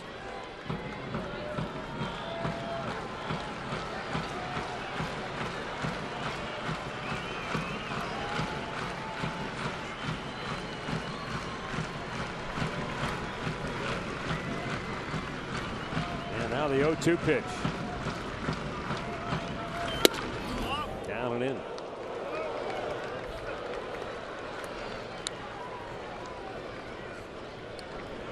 Boy, I'll tell you what, when you're throwing like he is, that's a great pitch with 2 strikes. Wieters is going to hold it there and then also ask for the check.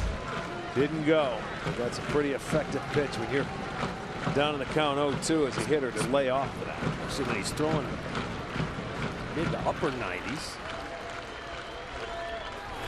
Oh, just nasty. 2 down. That pitch is at 96, and it looked like it had some serious movement. Watch this thing start out about belt high and then just drop. Yeah. So it's down to Francisco Lindor.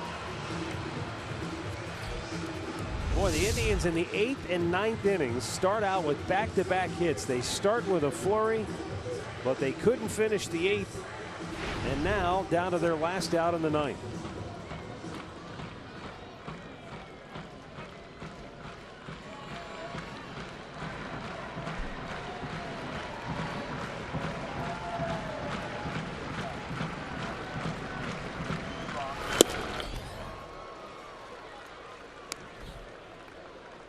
Zach Britton is just overpowering. Yeah, well, he comes right at you, boy. He has. I mean, how many left-handers you see like that throws as hard as he throws, but he's got sink to it. Yeah. And he's tough. It's like hitting a shot put. That ball. It's tough to get on top of, hit it in the air. You know, these two guys that let off, Bird and Davis, boy, they tried to shoot him the other way. Their approach, I think, it was very good. But boy, he's throwing so hard. You don't have much time to decide what you want to do. Indians down to their last strike.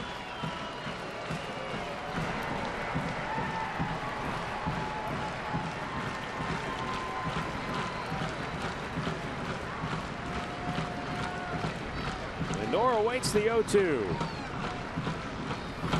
And he strikes him out to end the ball game. So Baltimore wins the series. They take 2 out of 3. As the Indians cannot take advantage of 2 golden opportunities late in the ball game, and Baltimore wins it by a final score of 6-4. Chris Tillman, the winner, he'll go to 7-1. The save to Zach Britton is 14th, and the losing pitcher will be Jeff Manship, his first decision of the season. Good series, entertaining, and the Indians battled back after falling behind in 8, 4-0. But in the end, another disappointing loss at the hands of the Birds. Well, you know what? All these games started out the same way all weekend long. Friday, Saturday, Sunday. The Orioles took it 3 runs in the first. The Indians did it the second day. They ended up winning. The Orioles come right back and did it again. But both times, the Indians gave themselves opportunities to win the game. They had a chance. They tied them both up. They end up losing both times, and one reason was because of their bullpen giving it up late in the ball game. Baltimore's bullpen was able to pitch around their mistakes and get the outs, and that's why they won the series here. Entertaining series, 2 good teams. The Orioles walk away winning 2 out of 3. Well, the Indians stay in first place, will be brief, but at worst they'll wind up a half game out of first place at the end of tonight. So they'll get back to work tomorrow when the Texas Rangers roll into town, and then Kansas City for 4 next weekend to wrap up the homestand. Thanks for watching, and enjoy the rest of your holiday weekend. Memorial Day action tomorrow. Don't forget, 6 o'clock start, Indians, Texas Rangers. For Rick Manning and Andre Knott, I'm Matt Underwood. Thanks for watching. Stay tuned. Indians Live is next.